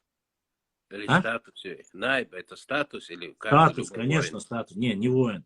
Статус найба, статус муртазека, они разные. Это вот, это не просто, это предводители, это вот люди, за которым закреплен, ну, амир шмобут, да. амиры, или вот как еще их назвать, российскими статусами, я даже не знаю. Полководцы. Полководцы, так, да, каждый за это ответственно. И что? Байсангур Биноевский, Алибек Зандакский, Алибек Хаж Зандакский, их даже после. Эмил Гела. Мил. Коман Алибек. Нохчевук Занд Отайпану Шаудис. Считается последним имамом Чечни, считается Эльбек. Да, вот я вспомнил. Занд Эльбек Хажу. Башлам, это Шамиль жаловался, что у него пенсия мало. Ну, я не знаю, говорят, что да. Ну, не знаю. Рамазан, очень перезагрузить. Надо перезагрузить, у нас заканчивается трафик. Сейчас перезагрузим. Мало, пускай терпит. Хорошо, очень перезагрузить, да и ты. Хочу вона. Давай. Да.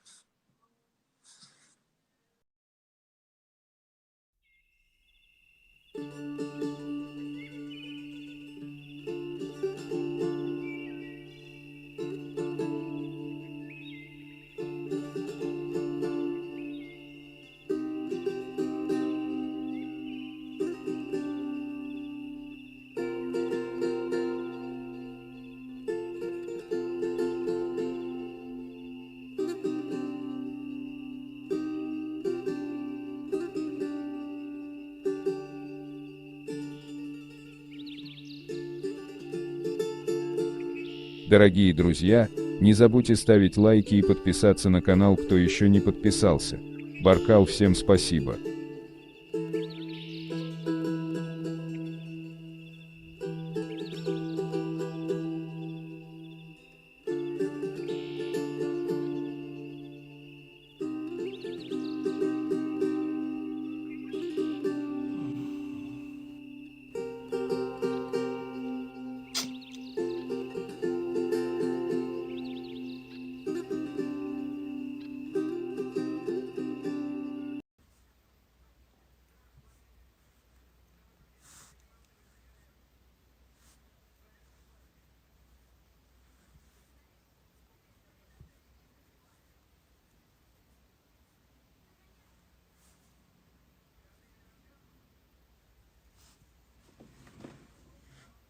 Во второй части нашего эфира было 548 человек.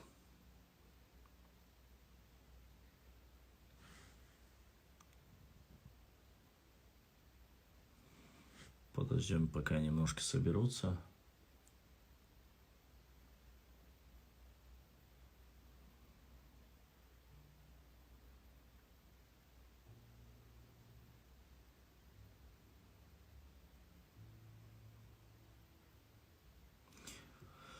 Я рассказываю не так, как будто сам участвовал в этом. Я рассказываю историю так, как я ее вижу, так, как я ее читал. Понимаете? Поэтому я не нравится, не слушайте. Я никогда не утверждал, что там, я участвовал и само собой не могу. Если у меня получается рассказывать историю так, как я ее рассказываю, если людям нравится, они будут слушать. Я не пытаюсь никому угодить. Если у тебя есть реальные проблемы и тебе не нравится, что я там как-то рассказываю про Шамиля или про что-либо другое, это твои проблемы. Ни больше, ни меньше. Вот. Я говорю только то, что вот читал, то, что видел. Правда это, неправда это ваши проблемы. Тебе, наверное, платят за то, чтобы ты... Кто меня заплатил? Вот скажи мне, кто мне, вот, допустим, сегодня заплатил, чтобы я что-либо рассказал? Я не знаю, из-за чего ты плачешь. Если ты говоришь про 2 доната, по 200 рублей 2 доната прислали. Все. Ты хочешь сказать, что я вот рассказываю историю за 400 рублей, что ли? Сюли, у тебя проблема просто-напросто. Это у тебя проблема в том, что тебе для начала бы подумать о том, чтобы отдать ауховцам их родные дома и земли, а не пытаться меня учить. То есть ты все время терпел, пока я что-либо говорю, и решил вот сейчас так заявить о себе. Да мне чихать я не хотел, что ты там думаешь или говоришь. Я говорю о своей национальной истории. Если это тебе как-то не нравится, иди у себя и ищи, и рассказывай, как ты хочешь. То одни, то другие. Тебе платят, тебе это, то... Да нет, не платят. Если вы рассказываете, половину республики приписали к себе и сказали, что оно там является вашим ханством, что вам за это платят, значит, да? Мне за статьи никто не платит. У меня пятница, суббота, воскресенье, в среду бывают эфиры, я это говорил. Кому нравится, тот слушает. Кто не нравится, может идти юзом по всем союзам. И чихать я не хотел на тебя. Платят, бля. Платите тогда. Ойцол, герой хлишма. Жейхома барбол. Башла, можно узнать, где ты находишь старые карты, которые ты публикуешь у себя на странице. Мистер. Некоторые покупаю, некоторые нахожу в книгах, в основном в книгах. Некоторых прошу своих знакомых, братьев, которые в Европе, чтобы смотрели, фотографировали. Географическое месторасположение говорю, и вот туда непосредственно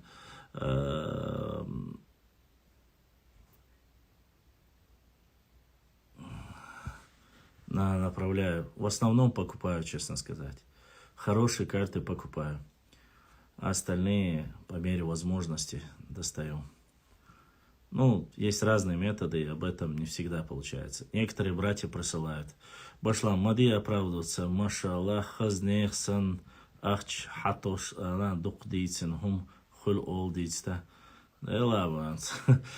И ала, царь, точно, что у меня... Эла. Это тоже верно, да. Просто-напросто я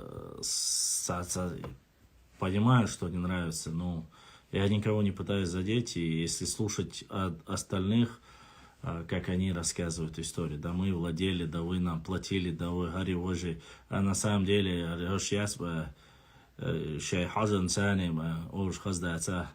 максимум, это хинал сияболитин, вообще сияболит, хилбиеш, бацариш, згойхин. ويناقش عودة الشوق وتيش ما تيش اللي بيونا حاول نشيد واشديك معنا وحول حسن يجوا واتسول واخو يغق غورتن واخو تعجيم شيء احتو مبالنا غاسقش موات بياش قيشر موات بياش سار ويلاتش وي دوينشتو شحيوق تسندر اشت وين خل ديزك خلق وتيش مياتيش دعوا ما قالنا احتاري البقي مالنش باتسون مي براتي هنيادن بوش اميرش دو قوزغ إيشو خردو قوزغ إيشو خانيق سارة عوخوي تسينوش تعتسلوشتو Туровар, Мюльшбу. Цели Бук Туровар. Мне прежде чем рассказывать об исламе, выполняйте нормы ислама и все. Никто вас не просит. Тебе платят. Да платить мялся домаш.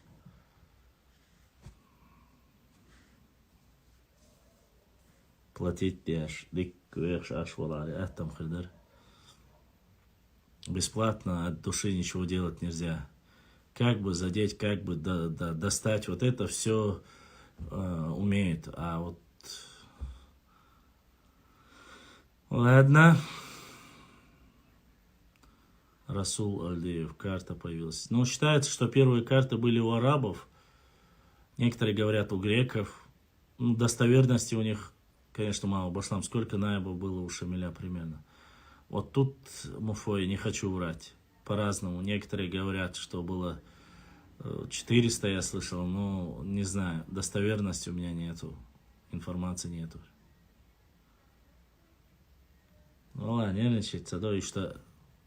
Саламат, я тут сохольшу. Лакари пелк, шачдуак, и это ксабалдык дичь. انظر احواشن شيء كي حما تسني احواشن منوسك الحياة لق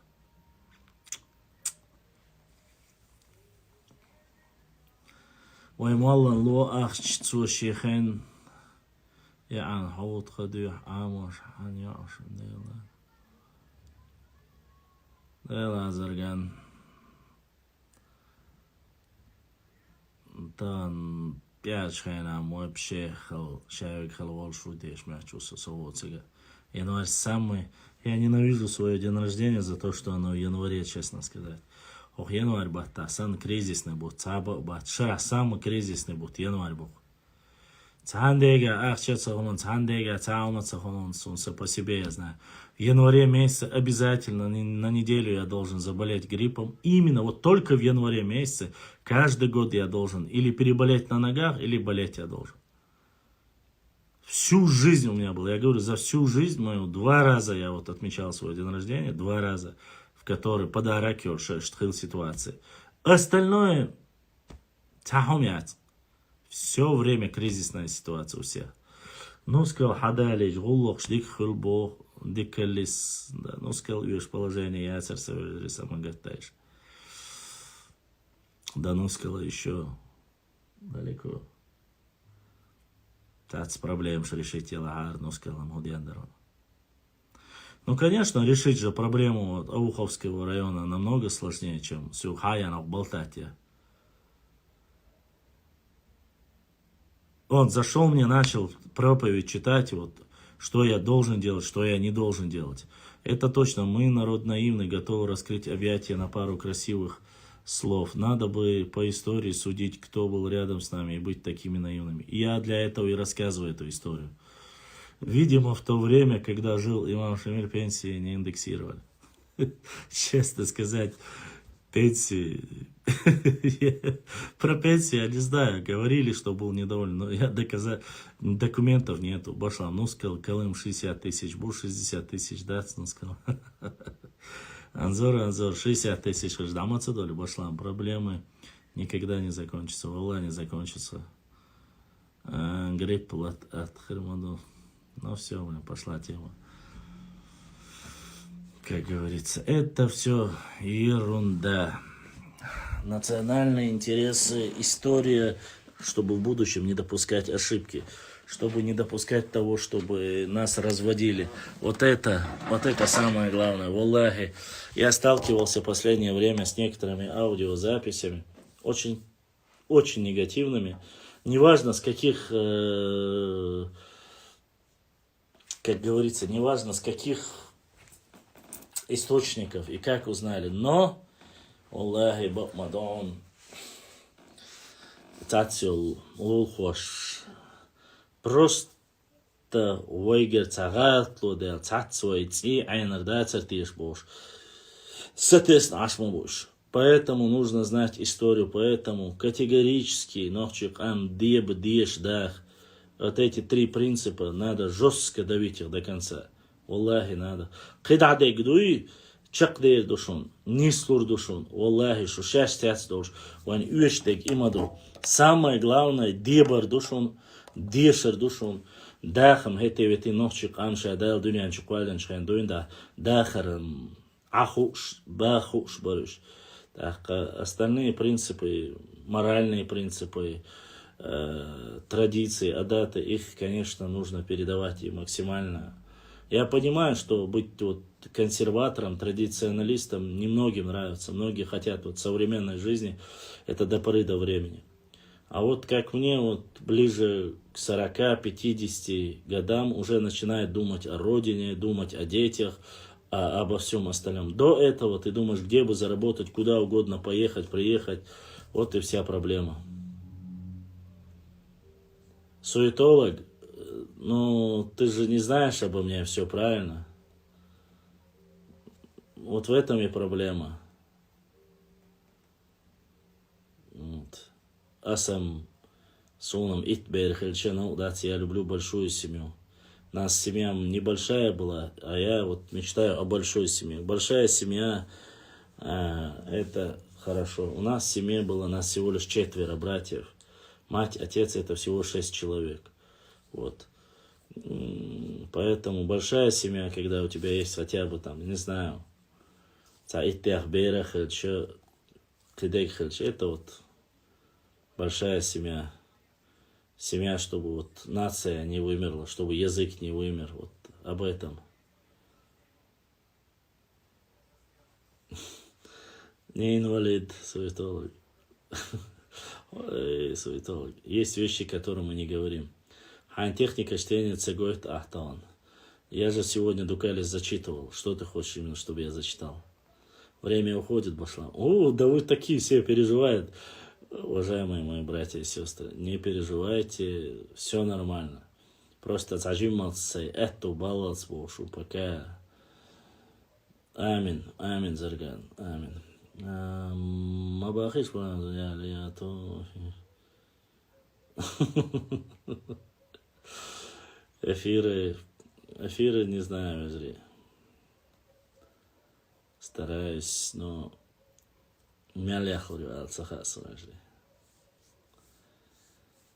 Пока живой телефон буду делать, а дальше, как он умрет, навряд ли. Посты буду, а так делать эфир, наверное, не буду. Ну, первую часть ты можешь посмотреть. Мы, конечно будем зачитывать про национальных героев, рассказывать. Я же еще раз говорю, все зависит от того, что мы можем. Личное отношение к Шамилю, ты тоже его предателем считаешь? Нет, я его считаю, что он историческая личность. Ни больше, ни меньше. Вот и все. Предводителем, героем у меня есть свои герои. А так историческая личность, которая непосредственно принимал участие и в нашей истории тоже. А для меня мои национальные герои совсем другие. Я же не отрицаю, что вот я люблю все свое родное. Нахчинское, Нахчи, географию, историю, адаты, все касаемо моего народа. Дальше меня не интересует. Кыдабеш. Я могу как-то так субъективно свое мнение сказать. Вот, ни больше, ни меньше. И Усуп задонатил. Усуп дал сайо, а донат дал Хуахуэл. Огромное спасибо, кто поддерживает. И вот эта мелодия как раз от доната. Дал сайо, дай Аллах, чтобы все, что осталось, приумножилось сотни тысяч раз. Ну, но ведь мы мусульмане. Ну да, мусульмане. Много в мире мусульман сейчас, 1,5 миллиарда мусульман. И что?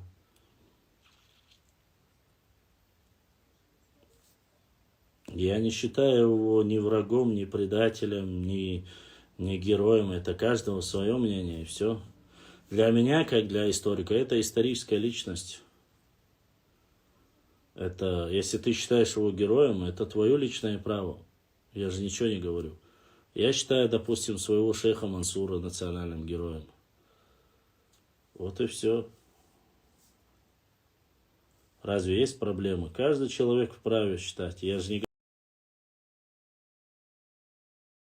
говорю, сколько воевал Шамиль, не воевал. Поэтому и мои предки были с ним. Имеется в виду, участвовали. Поэтому, если я сегодня оскорбляю Шамиля, я оскорбляю своих предков. Не, Башлам, другой вопрос. Когда, то есть чеченцы имеют, как никто, полное право говорить про имама Шамиля, потому что Не, он он был просто имамом задал вопрос, чеченцев. конечно. Он не говорит, почему ты говоришь, он говорит, твое отношение, личное твое отношение к Шамилю. Я ему высказал свое отношение к Шамилю. Все. А, Так, не говорить и не говорить он не говорил, конечно же. Конечно, имеем право, а в 20 лет здесь смысле, жил. он спрашивает, герой он или не герой, или что-то Ну такое? да, какое мое личное мнение по поводу него. Ну, не знаю, для кого-то нет, для кого-то, да.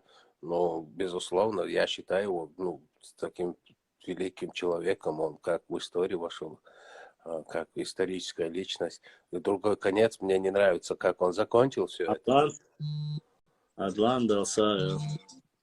И просто не нравится. Если мне, не только мне, я говорю тебе, по-моему, сейчас от имени всех чеченцев, нам не нравится, как он это закончил.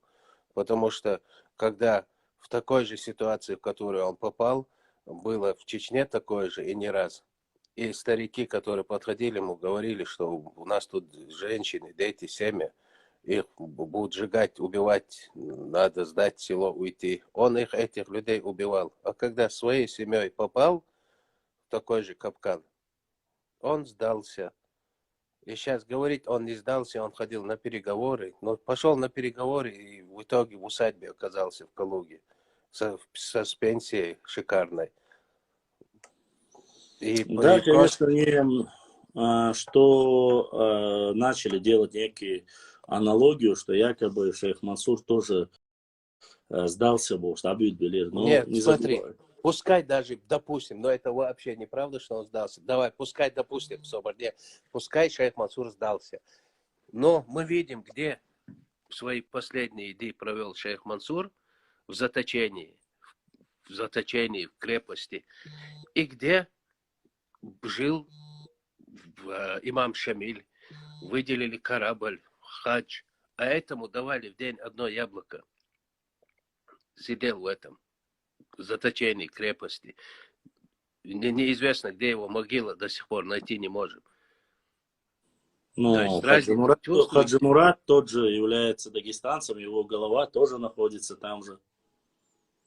Вот и Где? разница. Ну, то Шлиссельбургской крепости в Питере. Не отдают Да. ее для захоронения, конечно. То есть Просто... Гази Мухаммад тоже убит. Гамзат Бек тоже убит. Не, Как? почему про Гази Мухаммада не говорят? Я не знаю, именно. Не, там по сроку слишком маленькие сроки. И Гази Мухаммад и Гамзат Бек воевали-то в основном в Дагестане. Они уничтожали внутренние ханов, беков, вот их уничтожали. И за это им не нравится он. Они, то Ну, есть, ты понимаешь, они не имеют такого вот авторитета в мировом сообществе. Если бы были бы такой бы авторитет в мировом сообществе, конечно бы они бы о них Но говорили. при этом, смотрите, чтобы понимали, лично я свое мнение говорю, все, что вот говорю, это очевидные факты, вы сами ездите в этот, как бы, называете это Зияр, там, в Калугу его, этот, кто он, усадьбу. Есть много видео в Ютубе, как вы ездите туда, снимаете видео, выкладываете, вы видите, даже сегодня у людей нет такой обстановки, которая там была у него. И при этом же я не посмею сказать, что он предатель, там, чекист засланный, это потому что, я не знаю, 25 лет, хотя он двигался, как двигался еще.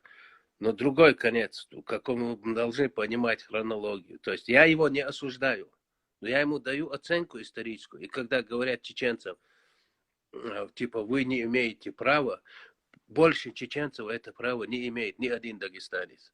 Потому что посмотрите из этих 25 лет, где воевал в основную львиную долю имам Шамиль, и где он находился, на чьей территории, и кто больше всех пострадал во время этой Кавказской войны.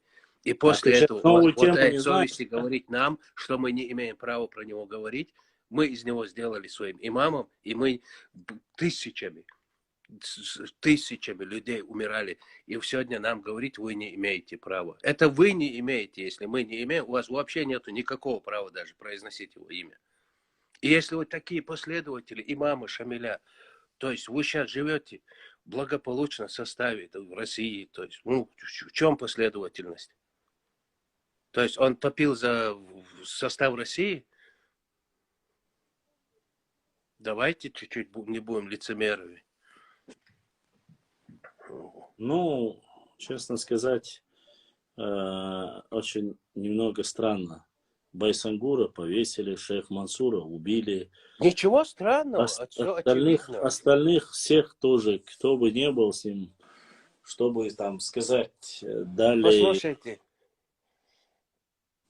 какие-то да чеченцы, нет, чеченцы географически географически ближе к ближе к русским, России, поэтому поэтому больше пострадали. пострадали. Ну, также ближе Да, и ты что, ингуши, серьезно говоришь, что ли? Ты это сейчас реально серьезно и говоришь, другие ближе к нации. русским? А что западные, куда мы адыгов деваем? Там, куда остальных? Кабардинцев, балкарцев, карачаевцев, Ну да. Просто и там, чеченцы такие же. осетины, ингуши. Ингуши ближе к России, чем к нам, допустим. И что? Да не, И это что не это видно, дает? просто там чеченцы и все. Это так себе оправдание, чувак, если честно. Я не знаю твое имя, Да, не если только можно вот, сказать, что вот центральная, чем Дагестан.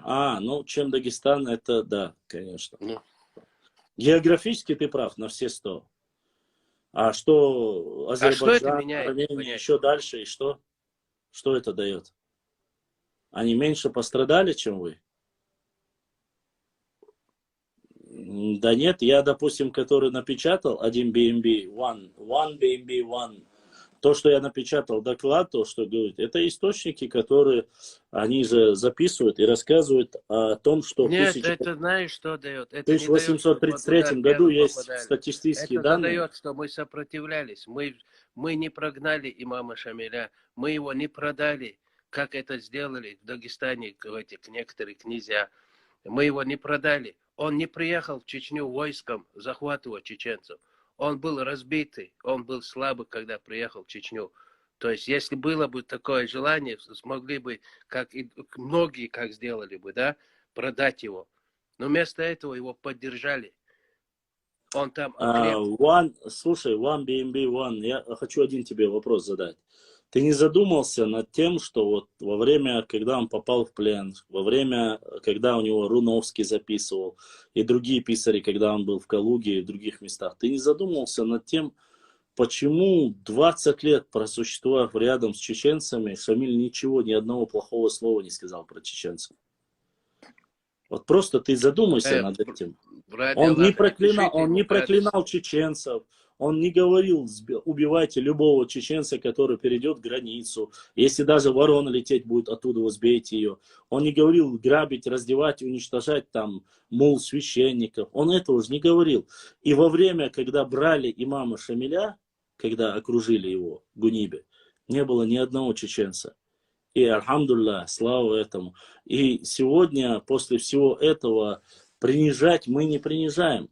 Как раз таки мы не принижаем. Это наш имам был. Чем мы принижать? Вот как раз таки мы-то относимся к этим с уважением к нему.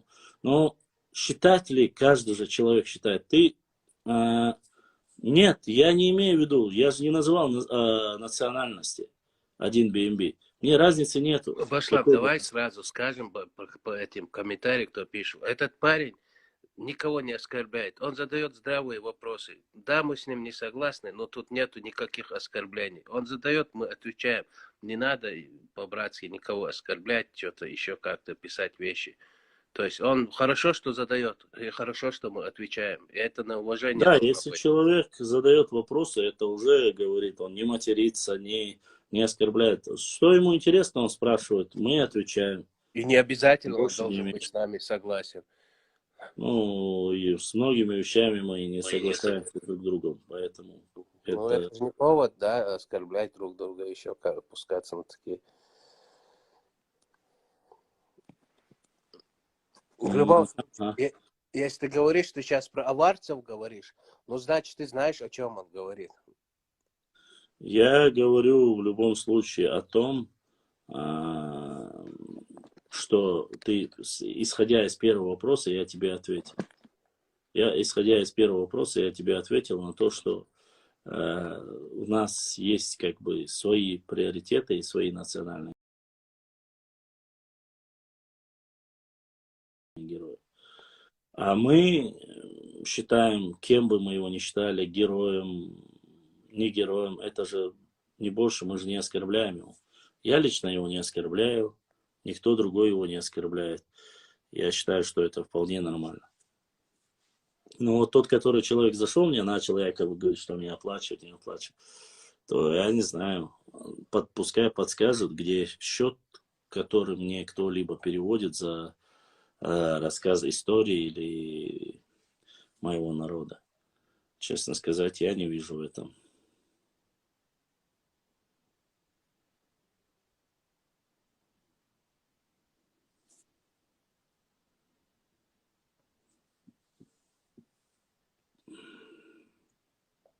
Поэтому у каждого своя правда. Но все, конечно же,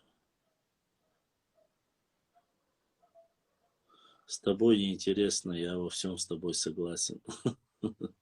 Ну, задавайте какие-нибудь другие вопросы.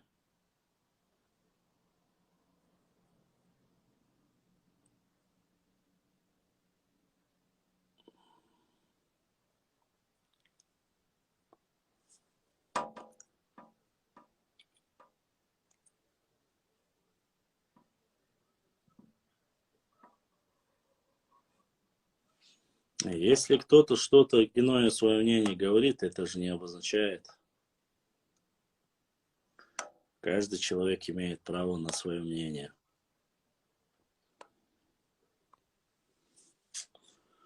Для меня важнее всего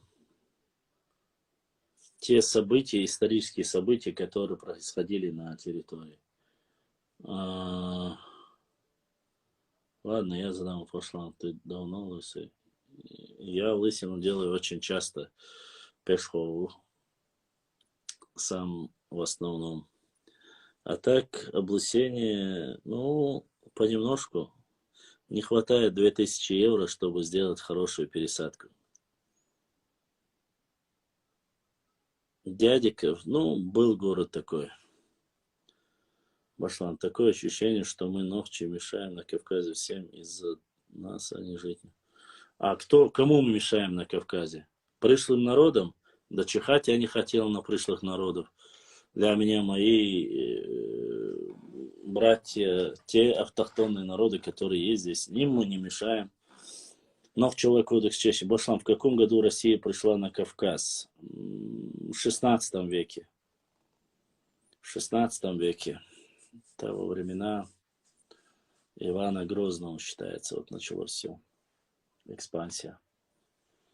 Нет, до того, наверное, конечно же, еще были, но ближе к 16 веку. Аланское царство, Хазарский каганат, Персия, Турция, Золотая Орда, Тамерланов поход. Ну, уже не считая скифы, сарматы. Поэтому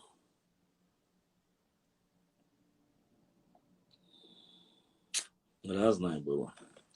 Но в 16 веке появилась на Кавказе.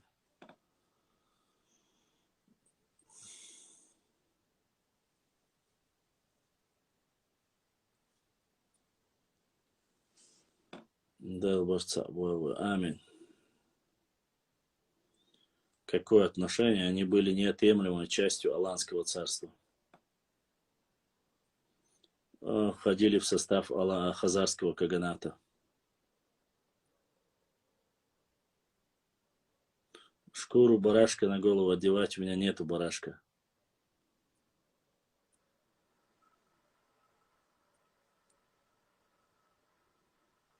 Аух есть, ауховцы тоже есть. Вопрос никак не решен. Есть малые народы с Юждага, которые пошли на призыв Шамиля и пострадали, но тем не менее у нас нету такого ненависти к нему. А с чего ты взял, что есть ненависть? Юждаг – территория, в которой находилась и была под протекторатом России в основном. Или иранской Персии. Чечня не была, понимаешь?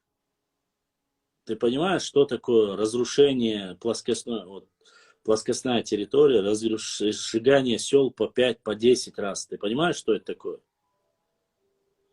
Дзурджукетия до нашей эры, со 2 века, кажется, до нашей эры, и по нашу эру название Дзурджукетия было. Кто-то с 1 века до нашей эры говорит, кто-то 2. Аварцы это коренной народ. Я уже не знаю только, Умар, честно. Но у меня, если они говорят авары, то это пришлый народ. Это монголоидная раса. Если аварцы, то, по крайней мере, я знаю, что леки как раз таки являются коренным. Лезгины, леки, они являются коренным народом. Это я знаю. Что касается них, я не знаю по их истории, честно сказать. Ну, брат мой, 1BNB, ты можешь мне скидывать, давай я тебе покажу карту. Карту имамата Шамиля. Ты же знаешь, в каких границах был имамат Шамиля, да? Посмотри на него, и ты поймешь все. Юждаг не входил в состав имамата Шамиля, чтобы ты понимал. Если я не ошибаюсь, не входил. Так далеко не заходило имамат Шамиля, государство не было таким. То есть под чьим-либо другим или независимым они были, пускай они будут. Но точно оно не являлось. Если я не ошибаюсь, я тебе могу показать карту. Леки все население Дагестана называли. Нет, не все Дагестана называли. Ты ошибаешься, очень сильно ошибаешься. Леки не все Дагестан. Это есть коренные населения, а есть некоренные. Я не буду сейчас вмешиваться в ваши дела, но леки это не все население Дагестана. Сейчас я тебе покажу, чтобы тебе было понятно.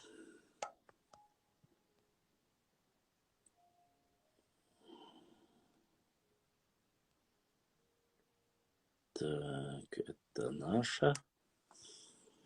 Это наша.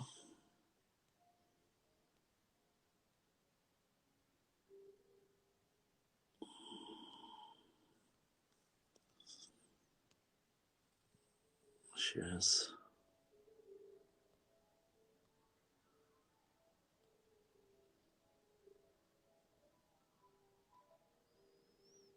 Угу.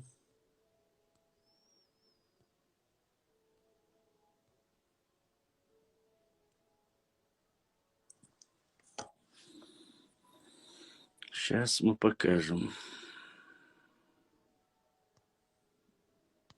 Там еще мое.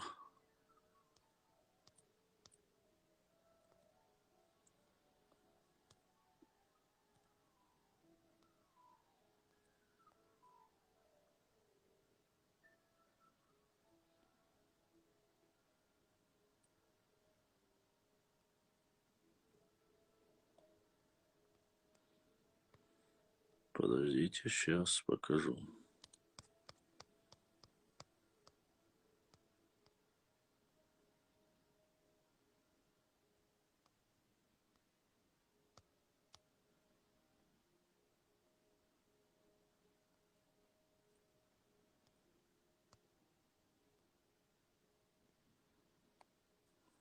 Да, когда у тебя несколько тысяч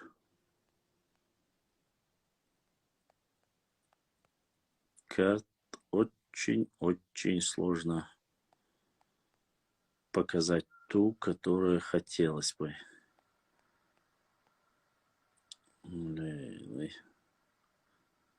Ё-моё, я ж вспомнил. А я-то думаю, где это? Вспомнил.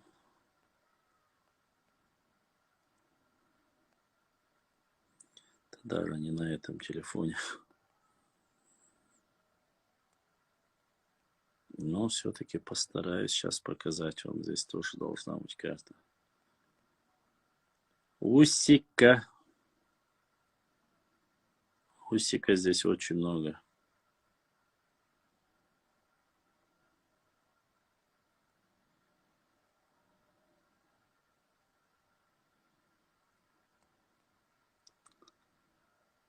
Уральто карта есть. Не знал, что у меня здесь только фотографии. Честно сказать. Псидах, Дюлок, Юрт.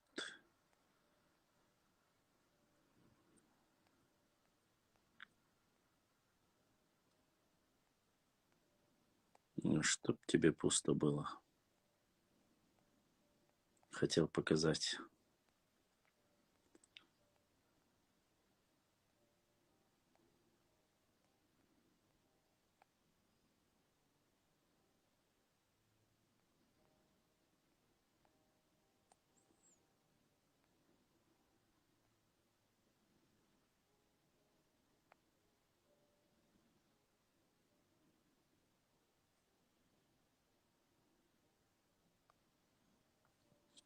Не видно, да?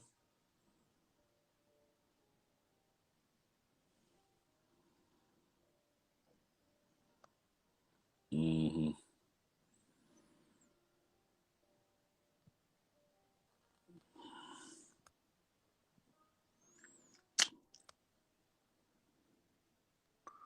На этой карте очень много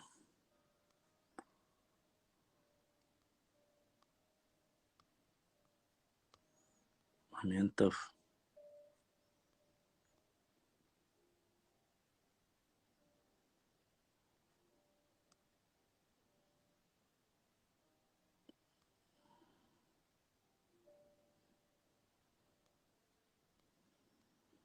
Я столько их публиковал, что уже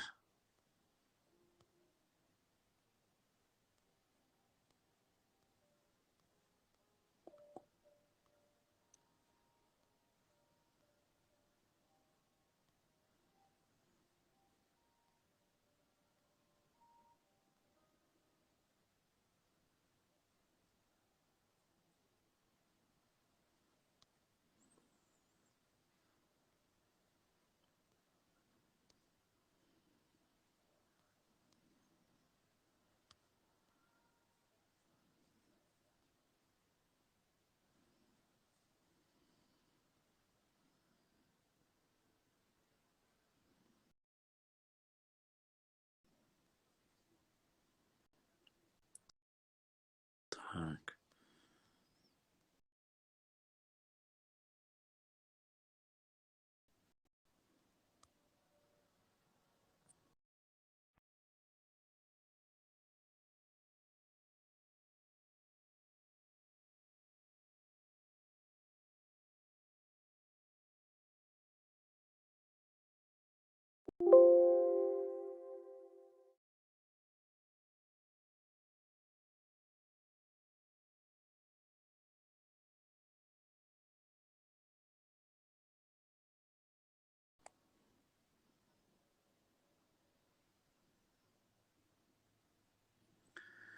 Вандового оттенка, вот это вот бледно-зеленоватого оттенка, это Османская империя.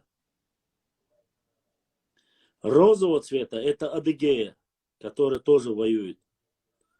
Видишь? Видишь, зеленый цвет имамат написано.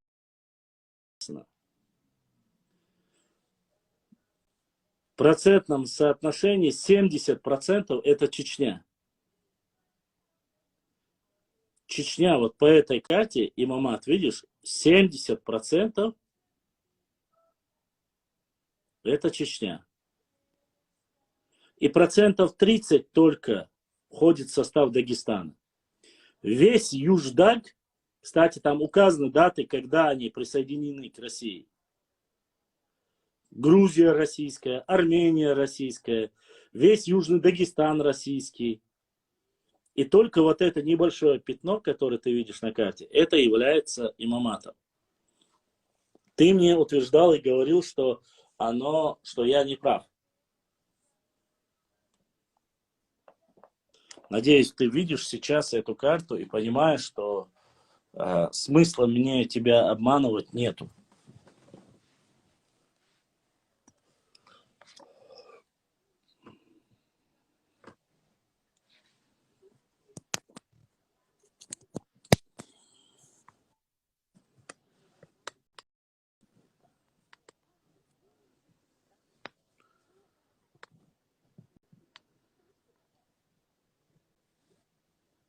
Все. Надеюсь, а,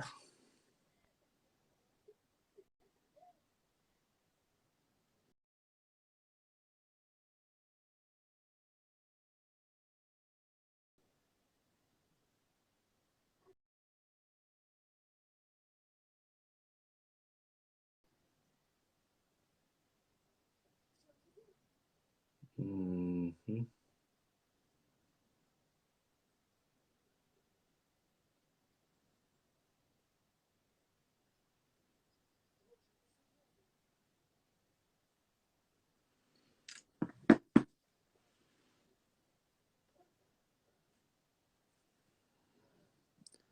Если кому интересно. А так, за 20 лет войны границы имамата менялись, Баслам. Я не говорю, что обманешь, я тебе скину другие источники. За 20 лет внешние границы, они, может быть, сокращались, но не до такой степени.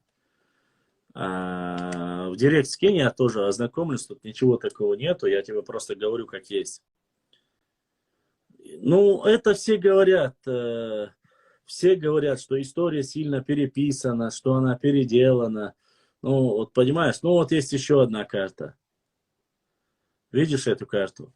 Видишь эту центральную часть, вся зеленая, которая? Видишь? Видишь часть, как выходила? То есть вся зеленая часть, это бывшая Терская область. Они тоже там проживали, чеченцы. Понимаешь? Но никто же ничего не говорит. Вот.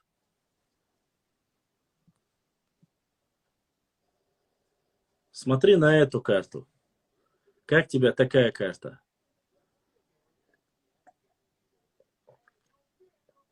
Видишь, какая Чечня?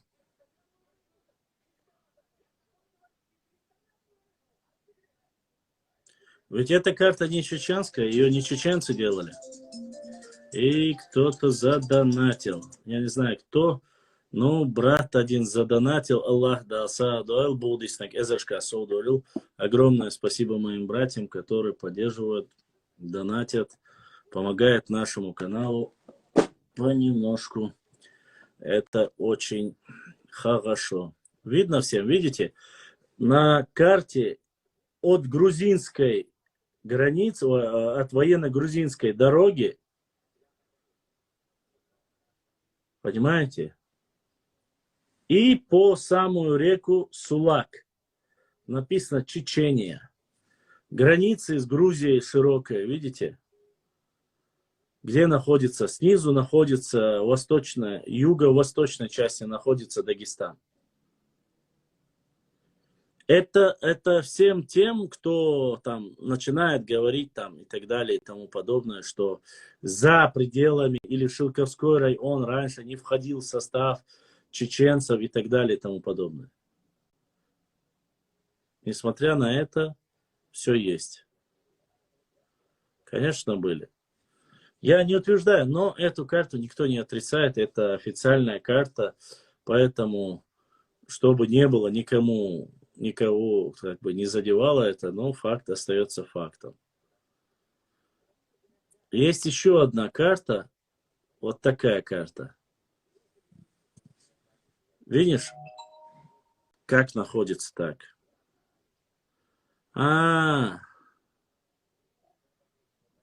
Это брат Умар задонатил.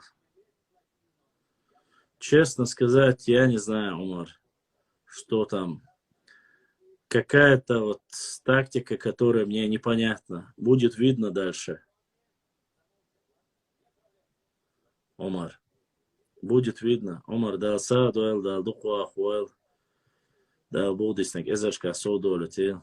Огромное спасибо, брат Умар, за то, что поддерживаешь, за то, что донатишь. А чего хазнеться на она осталось мой, да.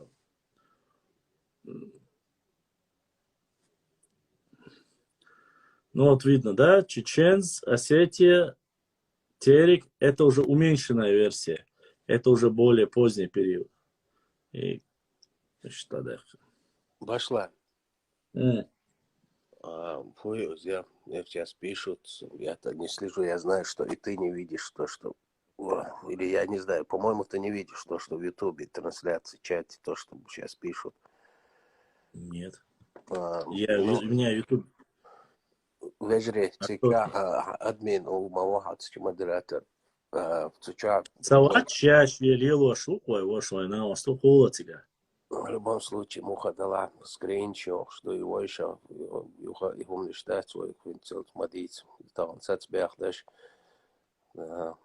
какие-то провокаторы там пишут в сторону ингушей, в сторону чеченцев, опять эти вещи продолжают. Кан, Шамбали, Дургуман, Шмалил, Дахараш. Ой, если, тем более, Ючек башлами трансляцию в начале Элхала, если хотите дать цена, можно в другом месте это дать, шать площадке, не знаю. Ну, Кан, Шайн, Балхер, Булгуман, Шмалил. Ибраим, хокчуа, вала, хохеш, вала, Ибраим, тига, хажахаш, регулировать деш. Здесь мы же можем обсуждать историю. Здесь очень много интересных исторических, географических моментов нашей истории. И дюйч просто за эфир вывести беж, там есть временное ограничение, имеется в виду, выводит из эфира, если цевишь, на меньше была. Вот 1-2 раза предупреди, объясни людям. Если им не интересна история, не интересна география, в дальнейшем хордухуш, Аллах дельби, цават. Вот какой-то момент, когда вам говорят, что от эйч воля дарвой, цаюшек цадик, или вас провоцируют, или вас обманывают, что бы кто ни делал, в любом случае, из-за Балхир был, Хумасач, дихар, да, эту тему как-то. Таган, шон цабек шхит, серьезно хит, шон, поверьте, и скринч, и охштат. Сабаде, чаквала, сабаду. Ассаламу алейкум. Валикум. Кучуамда, Рамазотя, дюйчто ломш. Да, Ибраим, шулатига, да. Ибраим. Кучуа, хуса. Моте, хуйта никел, подписчик, тюя, цуча. Мотя. Ю. Сон, шай лук, дед, я просто, да, своим, где дудится, и скринчо, да, поэл толча, да, я чубел, что уже... Нет, я свою кучуа, та нетя, я ща, та аскаблет, та вешиват, кучуа, та как масса, да, элло, кучуа, да, та нир, я скрин яхконе, та покемон чувени, кус эру эхкар, кучуа, та да, чисто ночью историю, кус ючек. Да, цадик, но я просто... Ибраим, Ой. просто эти габоловые подписчик, что масса YouTube чуабочек объяснить-то я провокации, шеш, кидеш дюш, беше масса шен целей, шеш эн блокируется, да, шен ишт интересно, цахията эрдол хашу, ю шен логота си шен киволяник, цекаря, каря, цигаши, пар выпустите. Оставайтесь, я не хочу, чтобы вы уходили, я не хочу, чтобы вы отписывались. Оставайтесь. Интересного очень много будет. Но и сам момент, именно, мадье, вайн, цаюшари, вайн балхер, вайн цаюшари альшана. А сегодня акабах, вай исторические паблики, вай интересно, дубка хумшер душун. Но питан дяшвель, кидек, вай агур махлетишиш. Царь шейн малу дайтит, вайгма дайтит. Харцо ючуле, вай харцо юхту горюшон. Харцо ючла. А выш твой камниш, хетевити маядия, Ибраим, хадат сахвикума цаба, масарна дерес хил, доцик дитван юштац, дал сейдор мудача. Ибраим, я не утверждал, но мне уже какие-то, Элла Масити, я задина Пхунелч, я что хотел сказать. Ибраим, охляхак шинкадина, умышленно, целенаправленно, спровоцировать дагерч, дух белчдек душон, умнейший язык душон, да и вайгарца, да кэш, да цунелчу, вайн дик балкалч, хасхит, сагвачон, вай лардал диеш по положению, да и хонелчу, особенно... Да и просто аусиш сару аица, у нас есть своя тематика историческая, просто игнорируйте. Не надо игнорировать, надо выкидывать их. Блокируйте. Ну, имеется в виду, царь Исацулуш и Бог Дукэ. Да, дайте мне сказать, дайте мне сказать, когда эфир даюлеч, пиры дайлы, кучуа, та нэти, эска, бля, та мои, кучуа, эллы, та шиму, нерниц, алязинир, Yok, Нырнейс короче, аларх, это не нация, Нырнейс. вот. Хацо пичуч вешбу, и все. Кучу Кому не ашися. нравится, если кому не нравится слово Нырнейс, ну пускай не приходят в твои эфиры или в мои эфиры. Сразу Нырнейс, ёрш.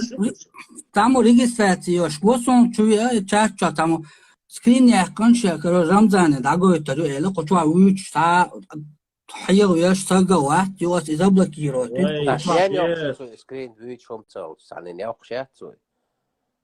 Кучу та чача ча туцин якор, кучу та нет, саги нет сразу удалить я шу кучу. Ну все, ой, Модерю закон бал вэлу шу. Что це Азал, Ибрahim. спроси Кайла. Азал, Ибрahim. Ладу шу. Я говорю про историю моего народа. Что там пишут, что тебе, кто тебе не понравится, ауфидерзейн. Все. Шейла скрин, сейчас и варида, ой, ючага, ой, ночи историю. Шин ладу оцеляй ночи историю. Ши даван хьечана книг дистанцию. Не стука. Все, ходите в штатом. Все, дерез хил. Дальше Давай. передай всем нашим. Давай, давай, тобой. Да, на этому все работает.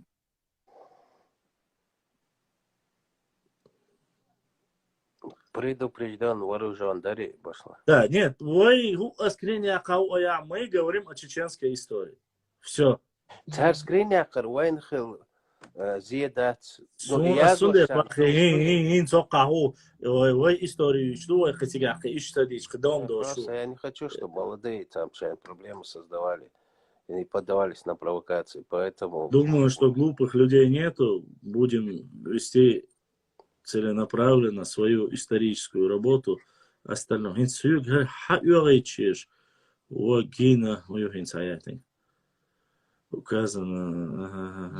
Указано туда-сюда.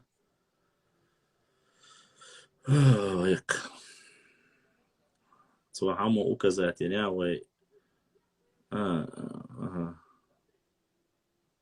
ладно.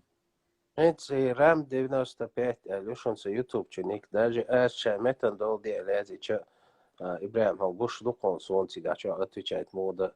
Вот о чем речь. Ладно.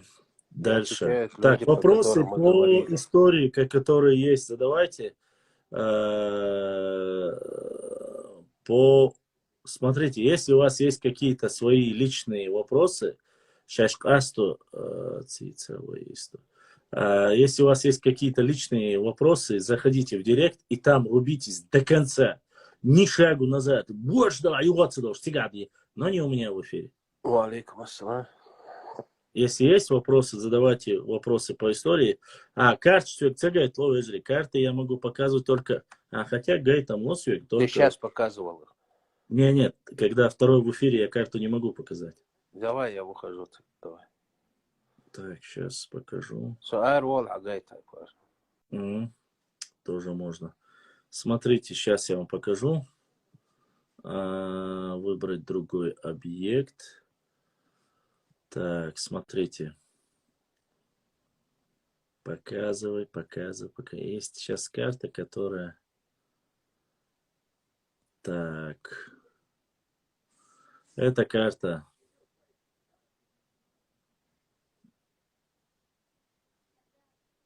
Тоже наша. Чунгурвай, Юртюис. Где находилось село Чунгурвай. Это вот тоже село. Чунгуровская карта. Выбрать другой объект. Сейчас я покажу. Хотел другую карту вам показать. Документы.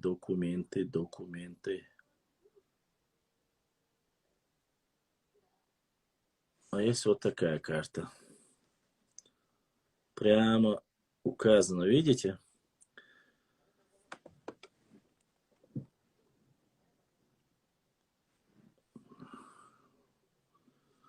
Башлам, вот мы себя считаем коренным народом. Мы не считаем, мы и есть коренной народ.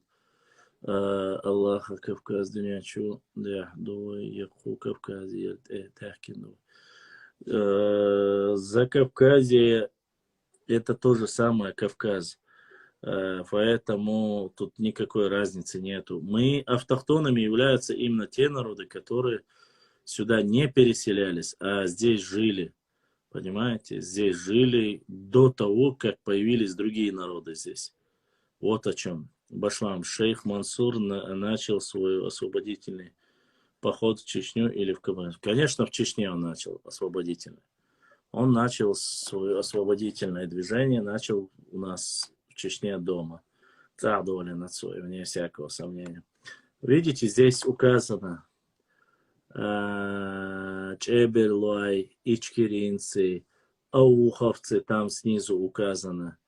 Видите, Шубуты, Пшихоевцы. Вон там прямо на телеке сверху указаны Карабулаки, Галашинцы. Видите? Акинцы, Кистинцы. Кистинцы, вот видите, где находится это настоящий данный момент Куметтиги.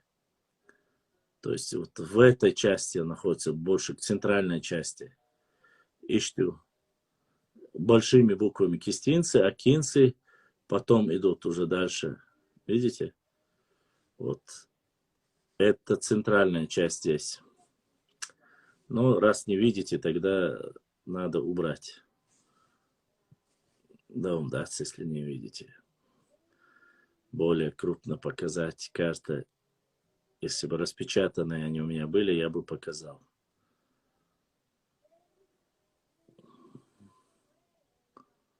Так.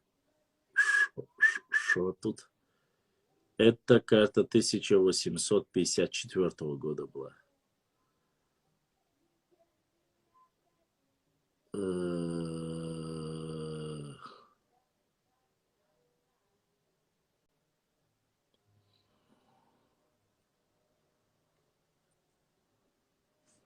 Ладно.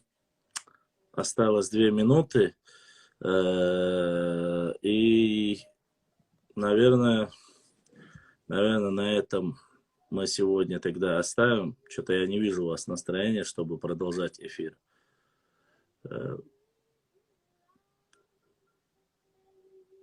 Если нету интересно, то нету интереса. Лучше, наверное, вам дать отдохнуть. Сада это воля хьецу.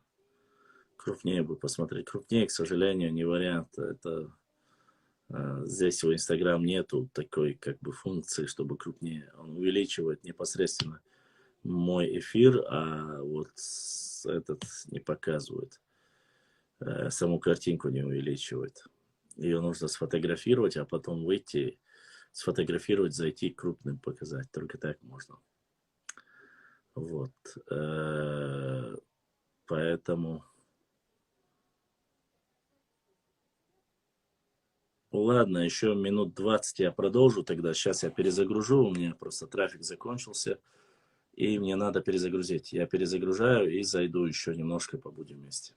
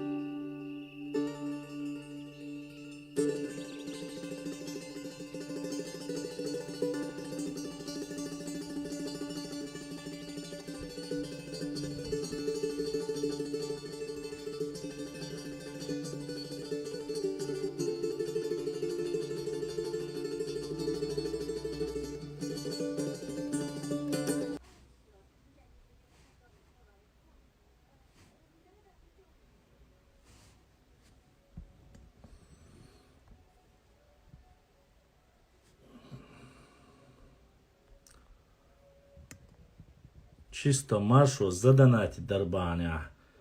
Продолжить я шукаю эфир. Смотрите, 2 или 3 вопроса ко мне пришли в директ. В директ пришли и в личку пришли сообщения. Смотрите, первый вопрос. Это касаемо какой...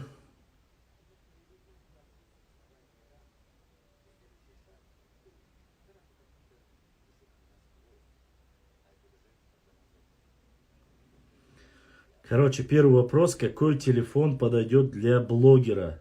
Если ты собираешься делать блог, я не знаю, что вытеши. И черху, Ваша, я бы посидел, но у меня просто ограничения. Очень зажиматься. Эхтончик, из губы очень. Цундейра. Из-за этого ограничения я не могу долго съега йодшайнам. Эхтонч, алсам бодшайнавый, алсам ар. 3 часа и так, когда ты проводишь, немножко, как говорится, проблемную ситуацию. Выше про Тимура спрашивали, про Хромову. Тимуров, подождите, мне нужно ответить. Надо ответить на вопрос, который задали. Послушай, если ты собираешься заниматься блогом, вести свой блог, надо тебе, чтобы ты купил, если покупаешь. Я использую только iPhone. Макс покупай, любой Макс, там 10 Макс, 11 Макс, 12 Макс. Чем больше экран, тем проще вести эфиры, печатать тексты, набирать, редактировать, делать видео. Намного проще брать большой. Это первый показатель, что экран должен быть большой. Я использую только iPhone. У меня был и Sony, был и Samsung. Это все габенное. То есть оно он долго не работает. Год даже целят он не полностью. Поэтому бери с большим экраном, если есть возможность, только iPhone. И первый фактор большой экран. Второй фактор, у него должно быть не меньше 256 гигабайтов. Не меньше 256 гигабайтов. Это обязательно, потому что чем больше у тебя будет память, тем больше ты можешь загрузить программ, которые будут работать для развития твоего блога. Видео, фотографии, все. Конечно, можно убирать, конечно, можно очищать, но все-таки лучше держать максимальное хахальче. Телефон не глючит, батарея не садится быстро. То есть большой экран и не меньше 256 гигабайтов. Больше бери, меньше не бери. А иначе накроется. И вот я только через iOS работаю. И он работает очень хорошо. А еще раз говорю, был Samsung, был самый лучший Samsung, и у меня один Tab, Map, все я попробовал. Это все габенная программа, взламывает. Вообще фуфло на самом деле. Я не знаю, может есть, которые любят очень сильно андроиды. Но Сун с Android Саня вообще гергалу, да, сразу, как говорится. Сайхан халхи дуинца, подожди, еще рано. Еще рано. Вот. Второй вопрос задал другой брат, Ялхо. Он сказал про книгу. То, что за книга и что за программа, которая делает книгу. Это не программа, это компания, которая занимается непосредственно. Они из твоего материала, если ты блогер, собирают, редактируют, делают фотографии, очищают фотографии. То есть вся вот эта программа очищения, все это вместе где-то выходило еще буквально, мне 2-3 месяца тому назад прислала одна сестра. Она говорила, тебе, может, ты напечатаешь книгу, и вот чтобы они взяли твой материал, напечатали твой материал и сделали из него книгу. Это до 1000 постов, они сказали, если я не ошибаюсь. То есть 1000 постов они переводят в формат цветной, хорошей глянцевой бумаги и делают из него книгу. Выходило в то время где-то приблизительно 11-12 тысяч рублей. Одна книга на 1000 постов. Это получается с обоих сторон где-то по 500 листов. Вот так, если у кого-то есть удовольствие, я понимаю, это не для массового, то есть никто не будет делать книгу в пределах там 12 тысяч, 13 тысяч никто не будет. Это одна книга только стоит столько. Это вот какой-то европейский стандарт, наверное. Ну, из-за того, что много работы, видать, из-за этого. Это не программа, это конкретная компания, которая занимает и печатает эти книги. Это индивидуально. Если есть какой-то любитель, если есть кто-то там, кому это интересно, кто бы хотел там, допустим, сохранить все в формате исторического документа, то есть собрать, что это можно вот напечатать, сделать. Программы эти есть, я посмотрю, постараюсь, она у меня где-то есть записана, я постараюсь вам ее отдать. Вот такая вот компания, которая занимается, это Инстаграм-компания. Вот. Ищ ситуацию, Юкшун. Ответ насчет Тамерлана Хромова. Следующий вопрос, это насчет Тамерлана. Что вы хотели сказать? Я не понял вопрос. Сказать что-то про Тамерлана, но что хотите вы узнать про Тамерлана Хромова? Я так и не понял. То, что когда он появился или что он сделал. Я об этом много раз рассказывал, по конкретике можно узнать. Ва алейкум ассаламу рахматуллахи ва баракату. Конкретно, что вы хотели бы узнать про Тамерлана?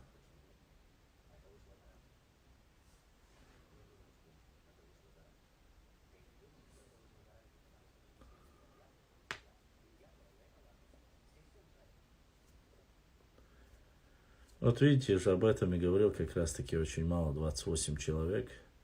Многие ушли спать. Было 70-80, осталось 28. Ибраим, ты на связи еще? Когда в 1221 году появились монголы? Ой, да, Макар, Коригов, Шушин, до директ чували, шашин махал вистрелейшен. Ола белаца, шуши хавя, но в прямом эфире, шуши худую чукесту шуцасон. Тамерлан, ой, Макар, тулам цабякин давана. Нет, неправда. Тулам, Тамерлан, шек бахпуша, шадегде давана. Цабякна бог бодать. Да, он, может быть, не все места покорил, но то, что он не завоевал, это неправда. Нету такого. По крайней мере, нету такого. Вот. Не знаю, многие пытаются это сказать. Башлам, не ушли, а пришли в YouTube. Не ушли, а перешли в YouTube. Все, понял. Будьте шалхатка, чворсу. Ничего себе они перешли. 40 человек сразу перешли в YouTube. Покинув грешную инстаграмную тему, или смысла ему не было завоевывать. Да, конечно же, смысла здесь как таковой в качестве наказания Алдутига. Вот, больше не знаю, больше что. Дайла, Ибраим, Нагасан, если когда-нибудь оценит нашу с тобой работу, точнее, работу мою, там, не знаю, чем-нибудь, ровно половина от этого я тебе, наверное, отдам. Потому что ты сидишь со мной в прямых эфирах столько же, сколько я сижу я, и полностью передаешь вот эту, как говорится, информацию до наших зрителей из Ютуба. Хоть ты и не обязан был это делать, но пытаешься помочь сделать что-то, рассказать о нашей истории. Кстати,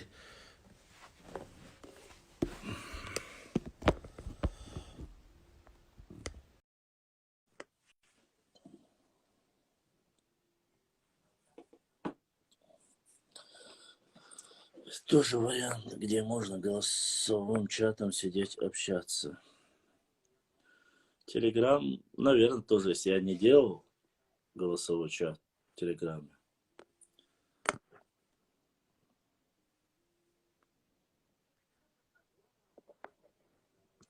Başla. Taşı dua şeyler olsa просто. Короче, Рамзан ват Рамазоте. Кочуве нири. Шематтан дол ди эл ю эрви лари пири. Изначально. Хан эл цага сур ху эл цага. Имотя, окчама директору. Ти очом эл ответи ти на цуцунг. И все отстядат, касум цага. Сом киич богом бахти Рамазоте. Мотя, Хазнефсан Чоса поддерживать, вяш, дикник Олшуел, со суциацию, никогда Дела, моте, не лума да, цу очом ти элактун, и все, куэла цутин. Нет, Наверное, есть. кай нохче историю, сообщение, шадя, юк, чом, ко, شماتن دول دي الإيادين تسا أبشيني يوقتون دعاة موت نو دعوة ويشنو أشانتي الإيادين سن يفسو قيلهم لاس قد أتو بانك شاغل وي Не сказать, просто неправильно понял. ده может быть قطوة تا أذكر بلات ويا شوية تا نورمال عاش دكتور شيوت شي إنستغرام تو عاش في إنستغرام تو عط عايش عط صغيرش Твой инстаграм, чат, а что? شو تا Энергетика, во, я слышал, стяил, энергетика, рыбака, что, гусю велё. عليه لا شو نقولهم ده شيء ده تعمل اشتغل рекламу. تعمل اشتغل بقول بويا بابا ايش لا И такие, рыбалик, дичь. ديكا ميدو اشتمال بعدك ديش نجح Да, не без этого. Дик до Ибраим. Если с хаттер штала, сүйек хадай тарк, а прямой эфире. Мекштой? ده مو ده رئيس خول باشن ده لا Шон хейле дерез, шон ахыл дерез. Давай. Так, и дальше.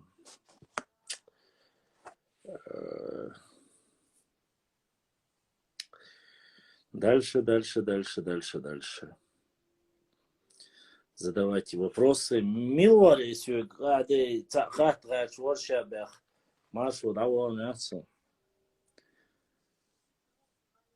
Про книгу я рассказал. Это не программа. Это вот определенная компания, которая берет 1000 постов, выкладывает на книгу, делает книгу и отправляет вам адресом домой. Буквально 3 месяца тому назад 11 999 рублей, они сказали, 1000 публикаций. Туда входит редактирование, туда входит все вместе, цардани, все, я книжку напечатать. Задавайте вопрос.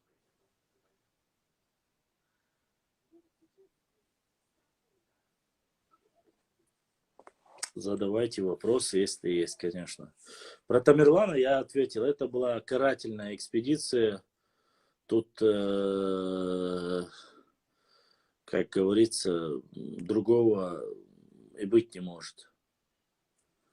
Это была так высокомерная высокое умение о себе. Хотя его можно понять, но факт остается фактом.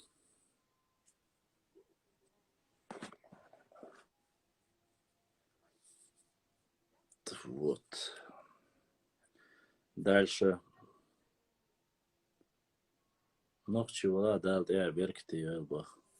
не знаю, что случилось, но если это что-то, да, я обязательно сообщу. Я не знаю.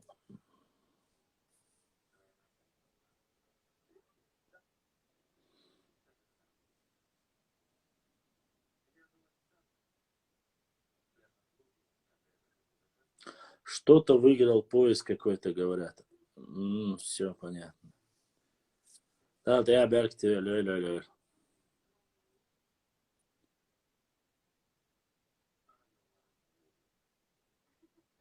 Рам Хельсинг, والله بقدك دي سلاي وشا.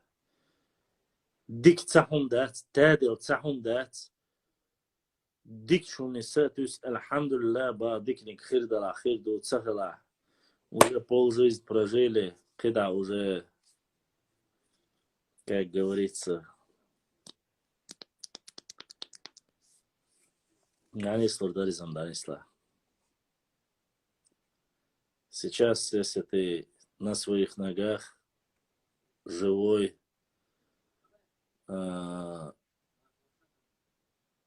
все нормально. Ни пуха, ни пера, то пух, переш.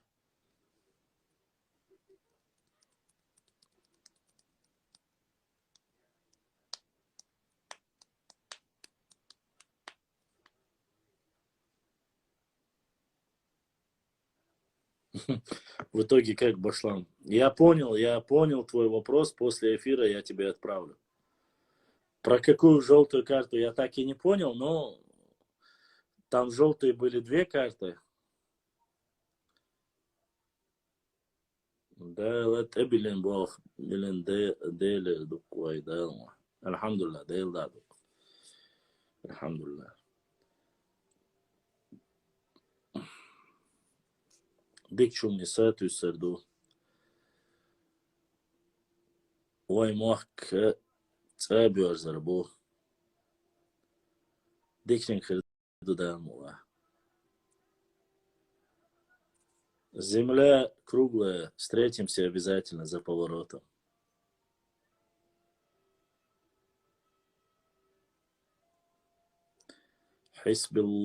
حسبي الله ونعم الوكيل.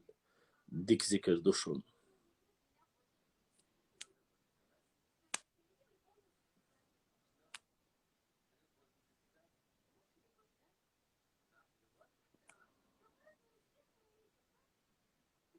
Да, собираюсь. Весной не знаю, но летний уже ближе к весне.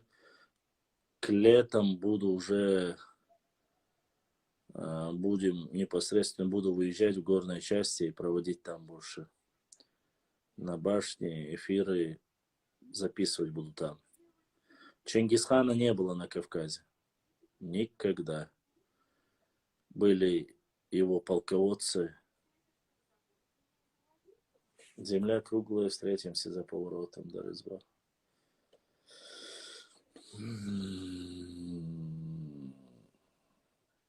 Субеде и Джебе, 2 его полководца в 1221-1222 году вторглись на Кавказ. Вот и нанесли всем местным непокорным, как говорится, войскам поражение.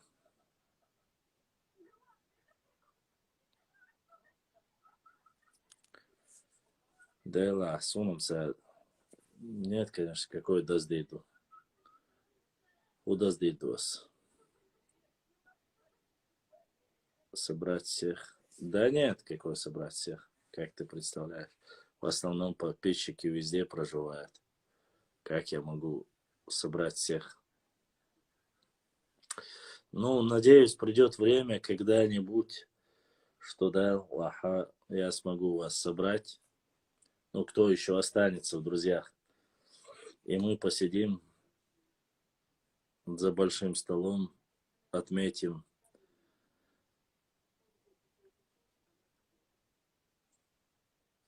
день рождения вместе, да. А пока мы, как говорится, тихо, молча. Сайд Мамад, хасагат лушвалах. Телефон твой, Норвегия, цаули, хайва, вайсад ахчигу. Сун цаха, са мичадах, что ца сун. Хидег мичаду ца сун. Хач о сагат яш, вот хтерду. Сагат яш вала. Хаз телефон твой, пресс-служба он, секретариат он, главы правительства. Кечага, телефон твой, сагдах метик, мичаю сот, вар алит, Са проблем яхсун. Айсана хитру.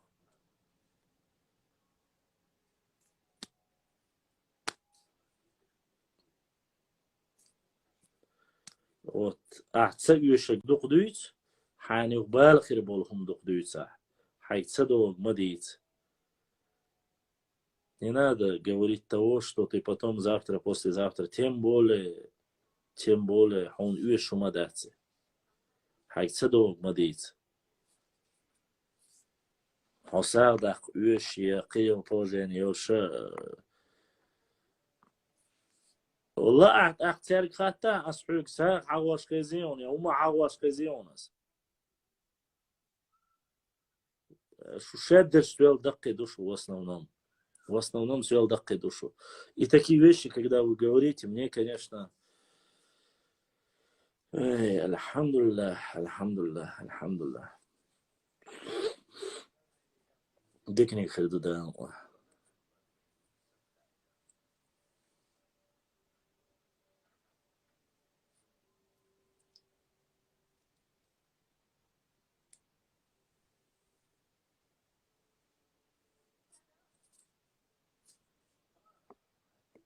Да, еще минут 8 побуду, уже потом попрощаюсь и выйду. Я не вижу никаких вопросов, да и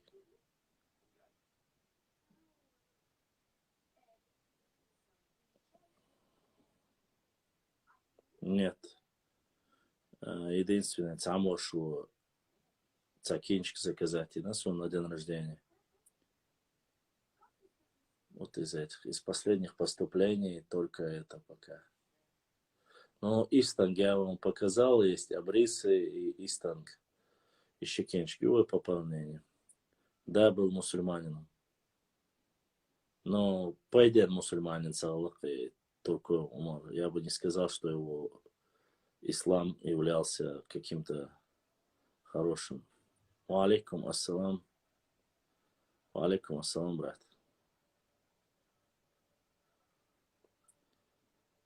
Да, 17-го, послезавтра день рождения, да. И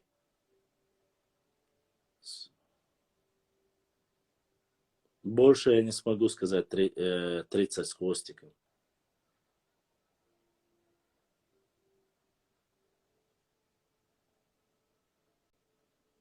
Да, молодец. Об операции Эдельвейс.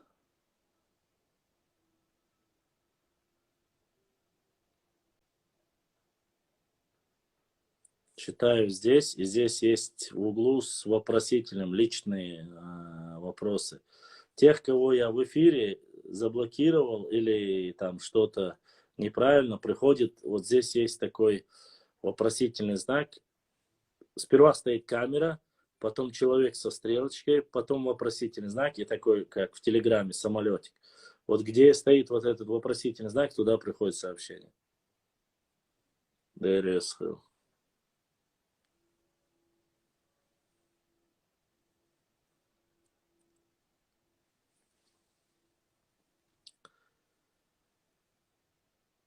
Все понял, не узбек. Башлам, а что, если я тебе хороший парик отправлю, тебе кучерявый? Да, Баша, парик мне не нужно, ДРС, да, съедал, не нужно. Ассаламу алейкум, Башлам, расскажи про деньги на харш. Эльбос. Про нахаш, это национальная валюта, считается, что у нас было название. Вот. Честно сказать, по этому поводу Кавказ, Лектор, Гамос, это легенда или они были? Это легенда. Это легенда. Это все легенды. Кавказ, Лек, Таргамас, так, Нахаш. Нос чешется. Это бухать буду барицу, Башлам Сережа. Не знаю, Сережа чем там занимается, честно. Так, Нахарш, есть ли здесь? Нахчиван есть.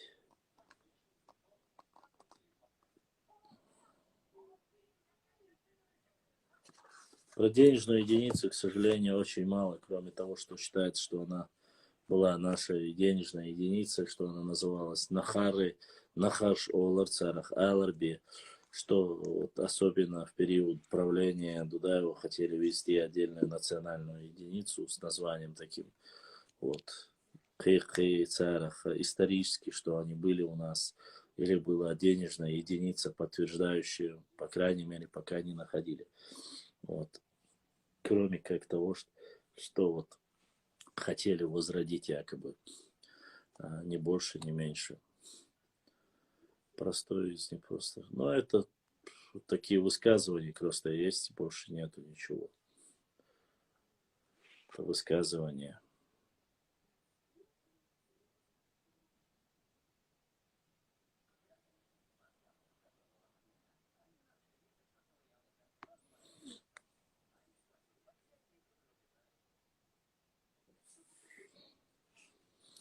Инсульбейцы еще кушаем мало. Теперь по адресной сказали, что будут заниматься. Наверное, им кто-то займется. Ни больше, ни меньше.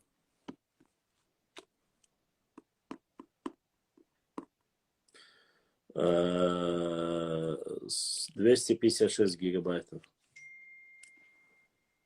Да. И задонатил. Дал эту бойл брат Ларен Целам Эхкей.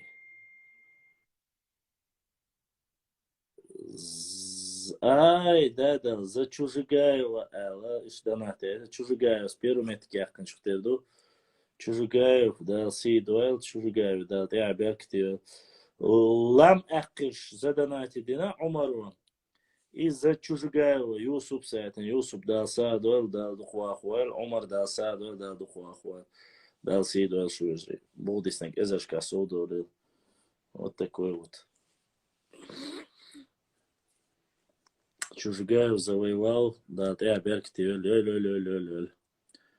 вот. Черто, парик моеца, суна духуахи, парик моеца, париком царя, ишта, шемпелгю каюльша, есть такая машинка, лысину делает. Каждый раз, чтобы не делать, вот, бритва царюш, там есть станок специально такой, Philipson или Браун, я не знаю, который делает лысину, видел? Вот ее можно. А парик уже не поможет. Если парик бы помогал, это сяжа. Сейчас я тебе покажу. И тарах гушбоен лабель. Тарах чем не стать. Гушьоны. Шкура такая. Ну, я зурят еще. Короче. Гушьон. Это большая шкура там.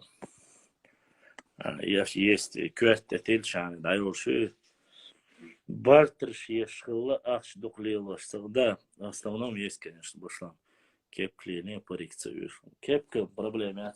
Ойга алка. Нью-Йорк, Бруклин, кепки, кипони кювы. Да, кепка эква сена. Аква эфира. Ну или вот так. Пясью, кепкой, с этим проблем нет, как говорится. Дальше-то уж. Да, аква. Два. Дела. В директ скинь этого. Да я шучу, да, вон чертос, он целая. Я в рекламе видел его, просто я пошутил, братан. Хейзона, сатила, дела. Да, ты ему даете, чтобы ишта сайтам аля коуч, да, или коуч садаха. Башлам с эфира, элир, напроситься денир бахет, мадик бойзвучинаш. Холхаску, قانوشو موها خالص کویه stranger вообще ногчи кой ветер был, собош бар خالص кой сосюли был, его жестко как-то он опустил, соит эбу хатса гуд соин сосюли был, ногчи кой хилбиз бог кабош лекбег, вот теперь то шишуал элер мятсон сосюги, ша ветер был, вот и ждем. Как говорится, и хавят чане наш хос. Хотя хавят шос давоне, каждый раз бить службу цуне. Хавят чане. Кепка тиктова. Дела. Салам алейкум. Башлан. Чу. Я лирса, ала. Дел да. Элчин чули декса. Элчин сраз белката эксаса. Башлан дела муэли. Вейн хуби на хуби ичи. إذا ملولي تنادي كيران شالتي أي شيء. ما دو إزاي سيد معودي. هو شو؟ أولا ده سو سيد معودي يا ترى. سون فورم سون تيجت يا كاتشينو فورم سو ضيع يتساو وشوكالات شو. شرط إليرسو. شو يلي زاي ما يجمع. هو يلي. شرط يا ترسو قال لك. كمبيوتر. ماك بوك. MacBook Pro или كمبيوتر MacBook Pro. يعني اتسل دقيقة وش Просто и دوست قيتيوتو هين سيات 4 ودخانة قني لا تشي لا تاخذ تيحت سيكريتني كود شوتسن تيح حياة نيكاك واريانت يحتن قيتيوت سندي اها ستاتي حتى ما اسمه جيت ما جيتر تشتو واشنطن يخام ها اسمه جيتر وابشي يقوم يحت سجال ما يلري قلت دي لا يلي لا تي لا سدواوي شو Argusjon, تو اختيها يا زنيور اتونا جيبقر هولرسون و خزارسكي كجناتي ريبارسو شاتيها يجياتا خزарски كجنата дам греческий ёздок я полностью дек греческий ну похож он на серебро конечно а так что يوجع حرج يوريوسي سنة ميت يا يوريوسي проблем ياتون يورياتون ايه هو ايه اوقع براسه هذا ابا بيوتر بيرو يا لا دوق ابازو ايه رضواس والله شو На всякий пожар, нарнич наступает дяшла, а лишь потом бусайн, сусайн, что контроль, ну, что, бях мы были عقد الأو جايتيس ونيست جايتناس, إيش جايتي شو, إيش جايتهم, بولس сразу, да. اتنز والله غير تلمو وند بولخ.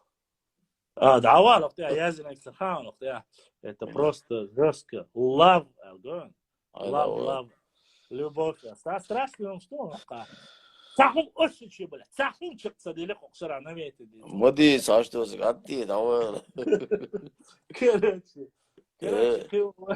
يو تاكرتش ساتسوم شتوقت سوم ديلا شو هذا روباندر بشلام ديلا إذا أحيان يزعج يو إترياس الخطة يعني не ديلا زوجة إتريق بشلام حونا تندوي ديريس خيل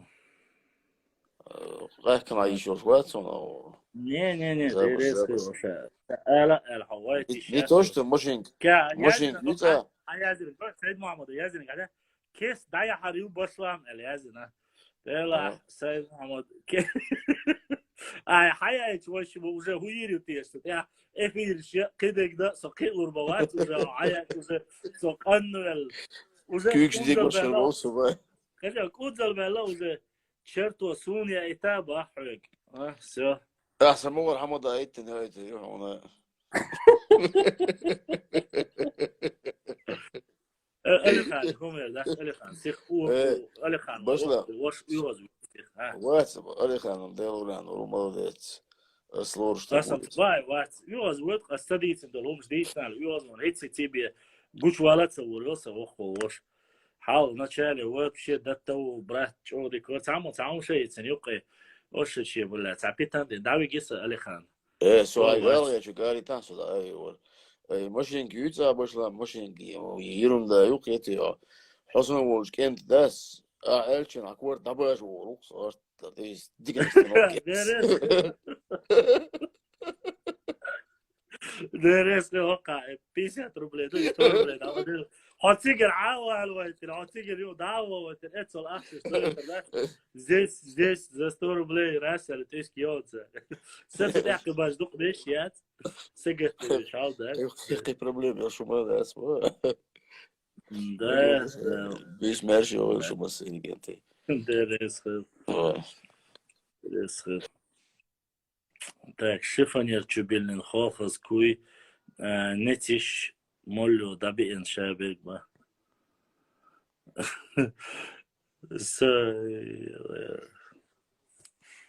انظر وقت اي نتي دات اي حكوي دابئنا سيد محمد وشي وانسو كلاويش تعي نتي نوت بوكي и пока эти клавиши заменить ли шуи заменить мои حياتي سيد محمد حفورم ريالنا حونتيجني الفورما ويوشوا حونتيجتنا الفورما وجع يوم حيق حيشوني سوني ميجريوتي حينا خاون у нас совсем разные габариты а любой شيء ولا مخ ولا يورتر احتاج связи ولا حياتي чаны كله чуй ленче свешал кида лячон из это твое и к нему никто не притронется садо камера хранения шан чертуй хай тацум шукуза شو تصدق هم خلنا شيء حياة كان وقع يقول шунеш да я пытаюсь я не знаю я хотел сделать пару конкурсов если и кинешь шака чунхла конкурс я шел и подписчик нас даю это рюк да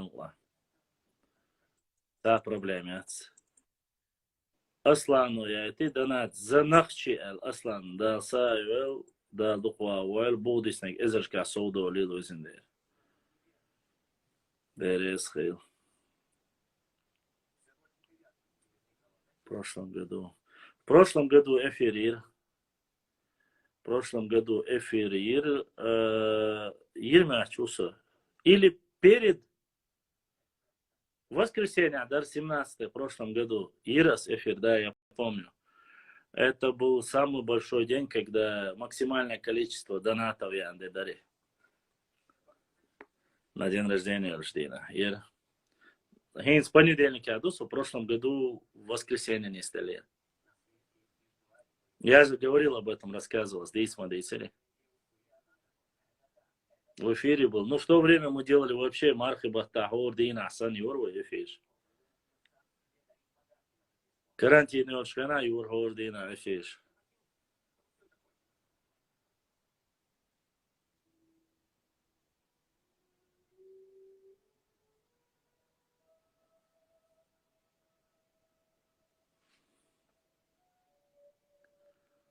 Интересный момент, чем цацию, что монет.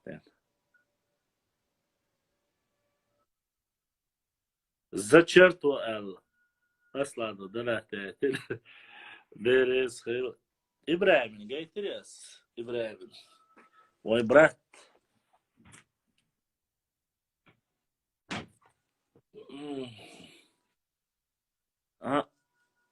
Ногчи форме. Ю ногчи форме. Сайд Мамадин. Черто, а мы чего она, о?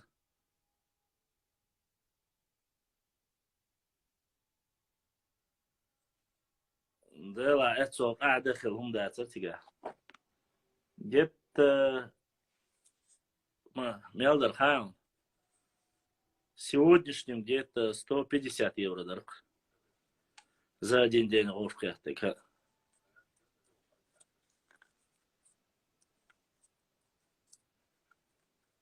Да. Это масса ошка, тогда 150 евро. Я здесь все такие простые, как и я. Богатей свой бац. Черто, меча, что вы, черто? Ничего, о.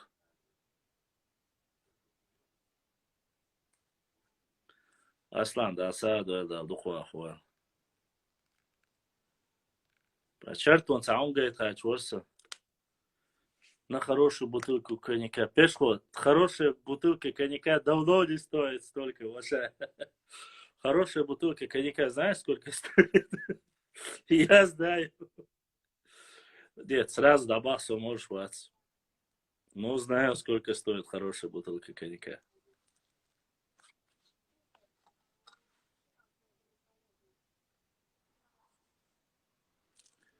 Дэр, братан, не то, что хорошего. Багратион хороший 0,7. Кизлярский Багратион стоит 25 тысяч. Хороший бах. Я уже не говорю про французский или какие-то другое. И черту валарец, он говорит, что Ибраим.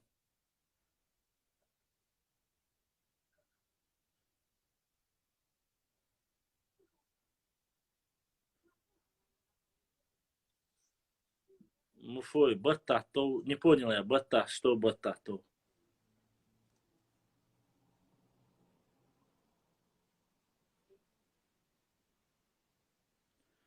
Не, штитлаше.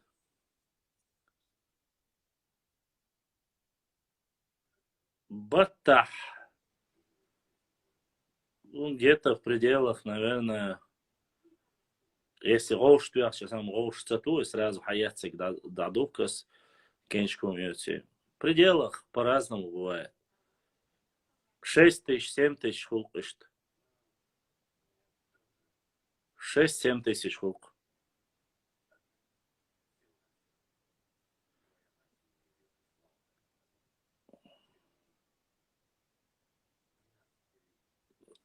Черту он сам говорит, черту хочу цавяба.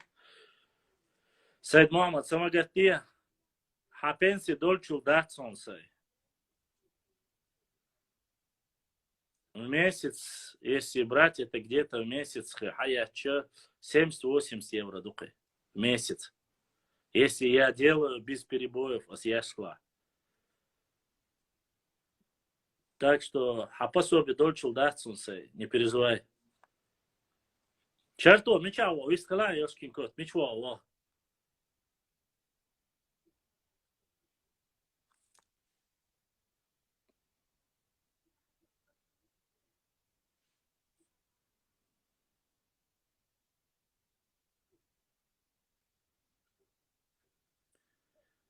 Да, да, Discovery One.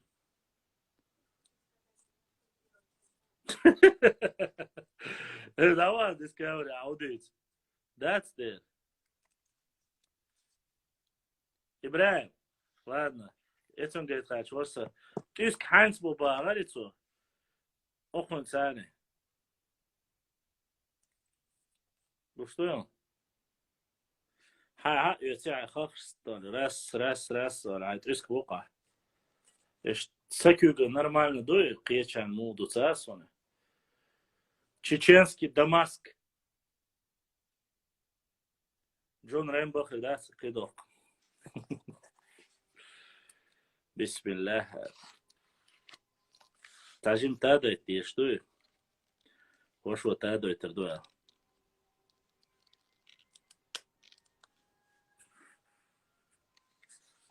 да хай истал бежен урсак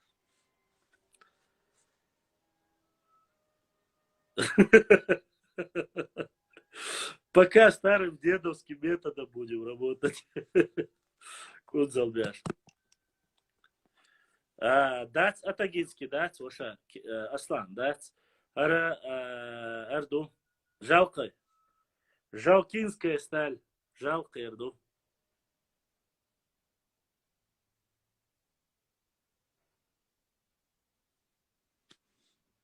Тадайт еш дуар, сажимал, тадайт чане. Ош тадайт, шодил дуар. Дамасский сталь дуар.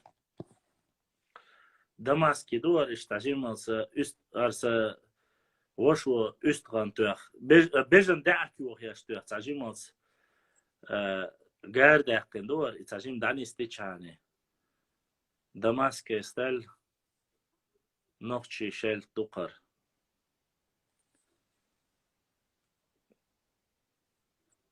Самое главное, ой махкера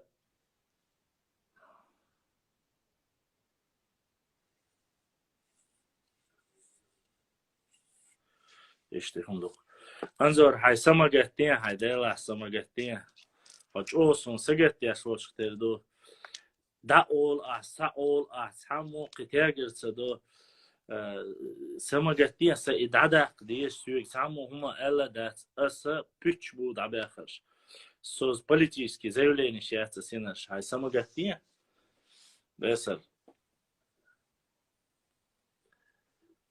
чо переживать я шо сунсагатты шума дат ас амнишн зама цела ас пүч бөттен чан алла хач о переживать я шо терду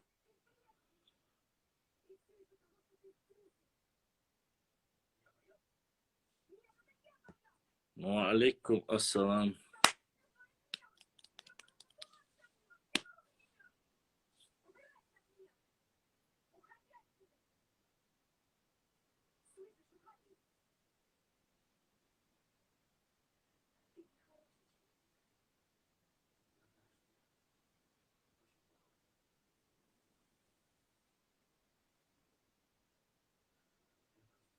дабуиш мегерду все равно хенжа дабуиш ватсон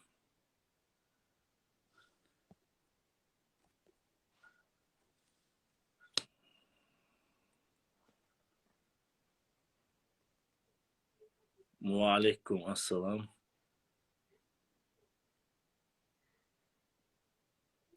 Başlam dünyan çüvek, melha yüz, hakan ayç. Der хул пешко шоуздк. Немало, брат, немало. Прожил больше половины жизни. Больше сказать уже нечего. Сказать, что молодой, уже не скажешь. Средний возраст бовш, алилар кай. Доживем ли мы до старости? Мы не знаем. Я не знаю. Шадик дейл кираду.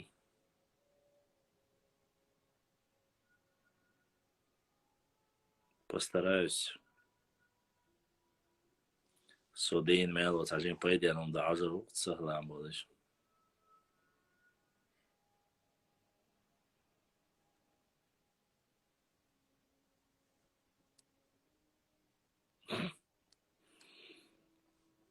Дерес хорошая. Но Allah ya şunu saymaş istedim yemez. Dere sıkır peşo. Собор diye vezri.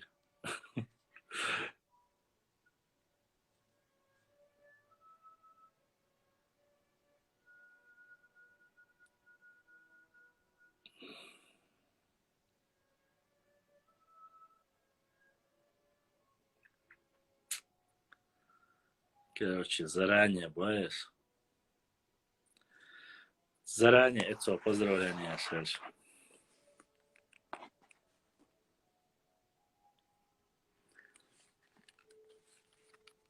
М, 17 ирец. Наверное, последний Нагасан Кан. Кажу. Ткан дати уже танду. И последний. Понедельнике. 17 ирец Сафир. Больше нет.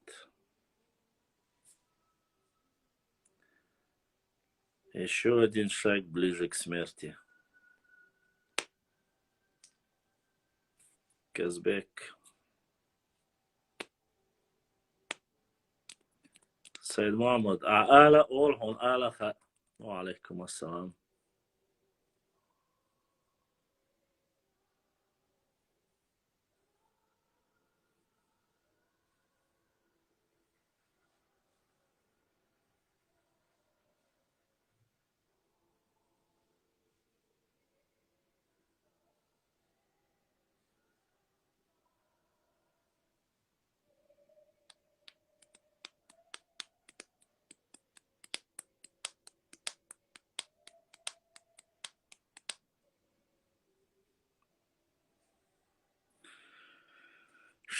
Шейх Ахташ, да, задайте всех 8 минут.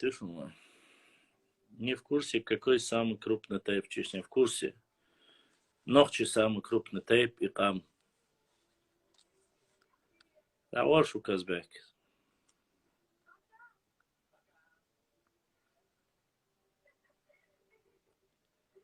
Қан, Сайд Мухаммад. Канду.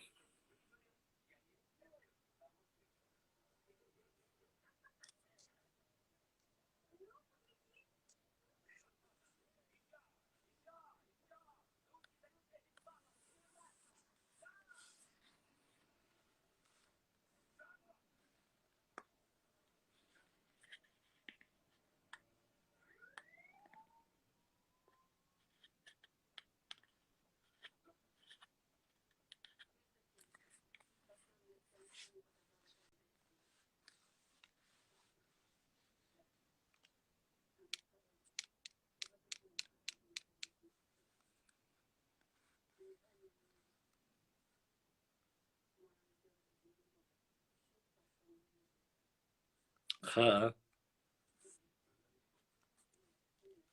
Хасуик хачула. Ха.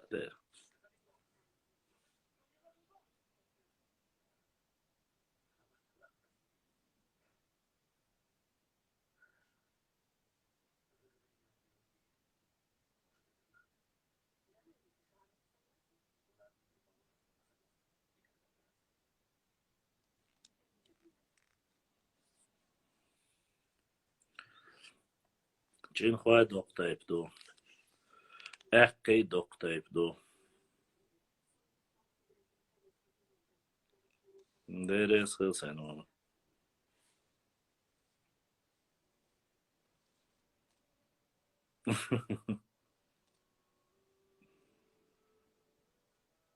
Иш цавай хум ца драбит яшто хуми ца хоши ца турдоци хум цадицит.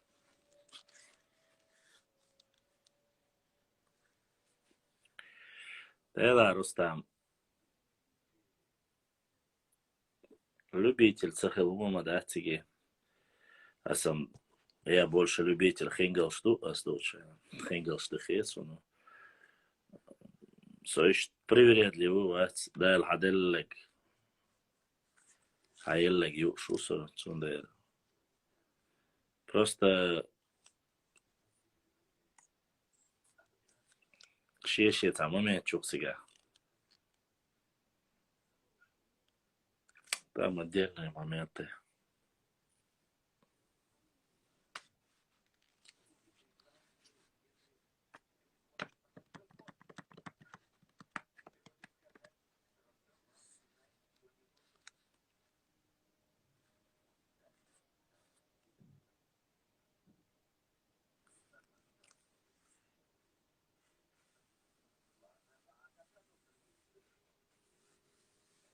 Диеб дези бахаса.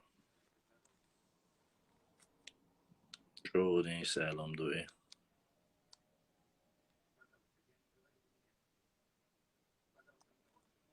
Валейкум ассалам.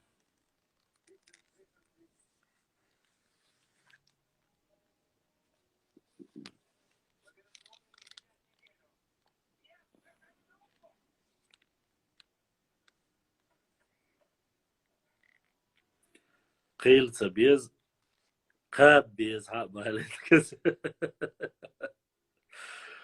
قيل بيز بيز علي ودي الدروت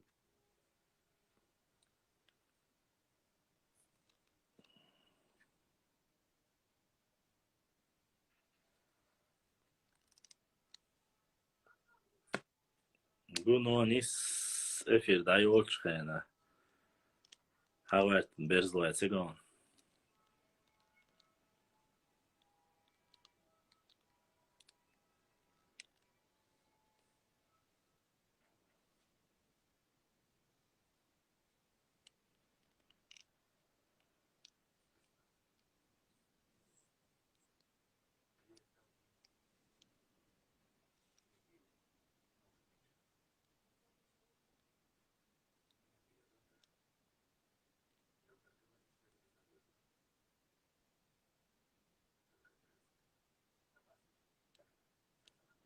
проблемات حين لوش خينا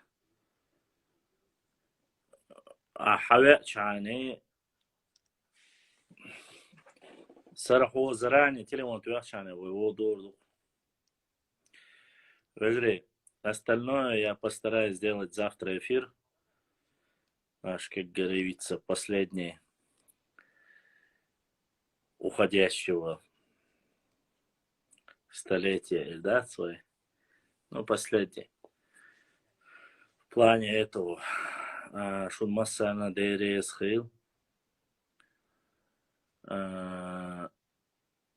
Бюс массере далде галюэл.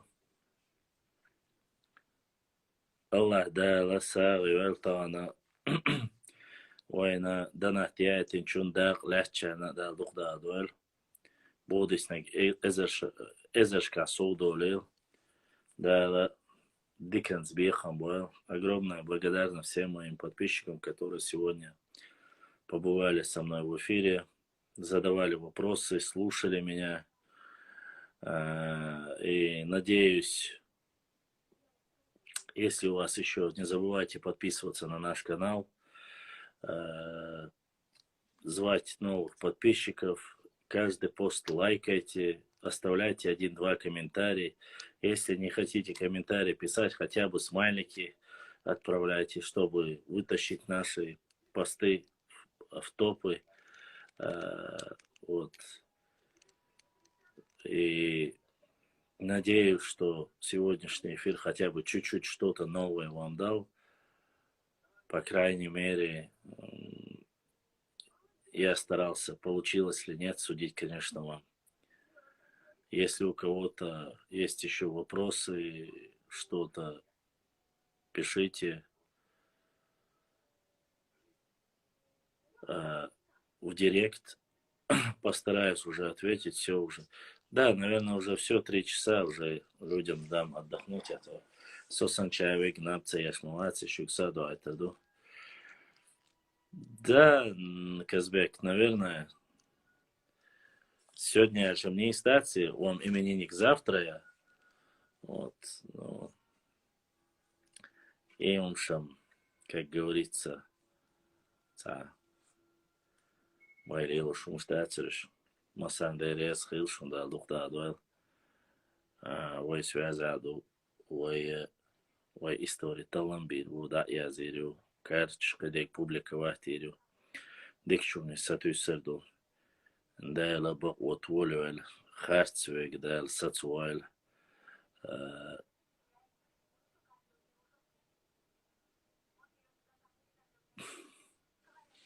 عليك يا المسير شو تشوش باش الأمور أسخال خيتر دين عديل دوح الله دوح يدير دولا دوح.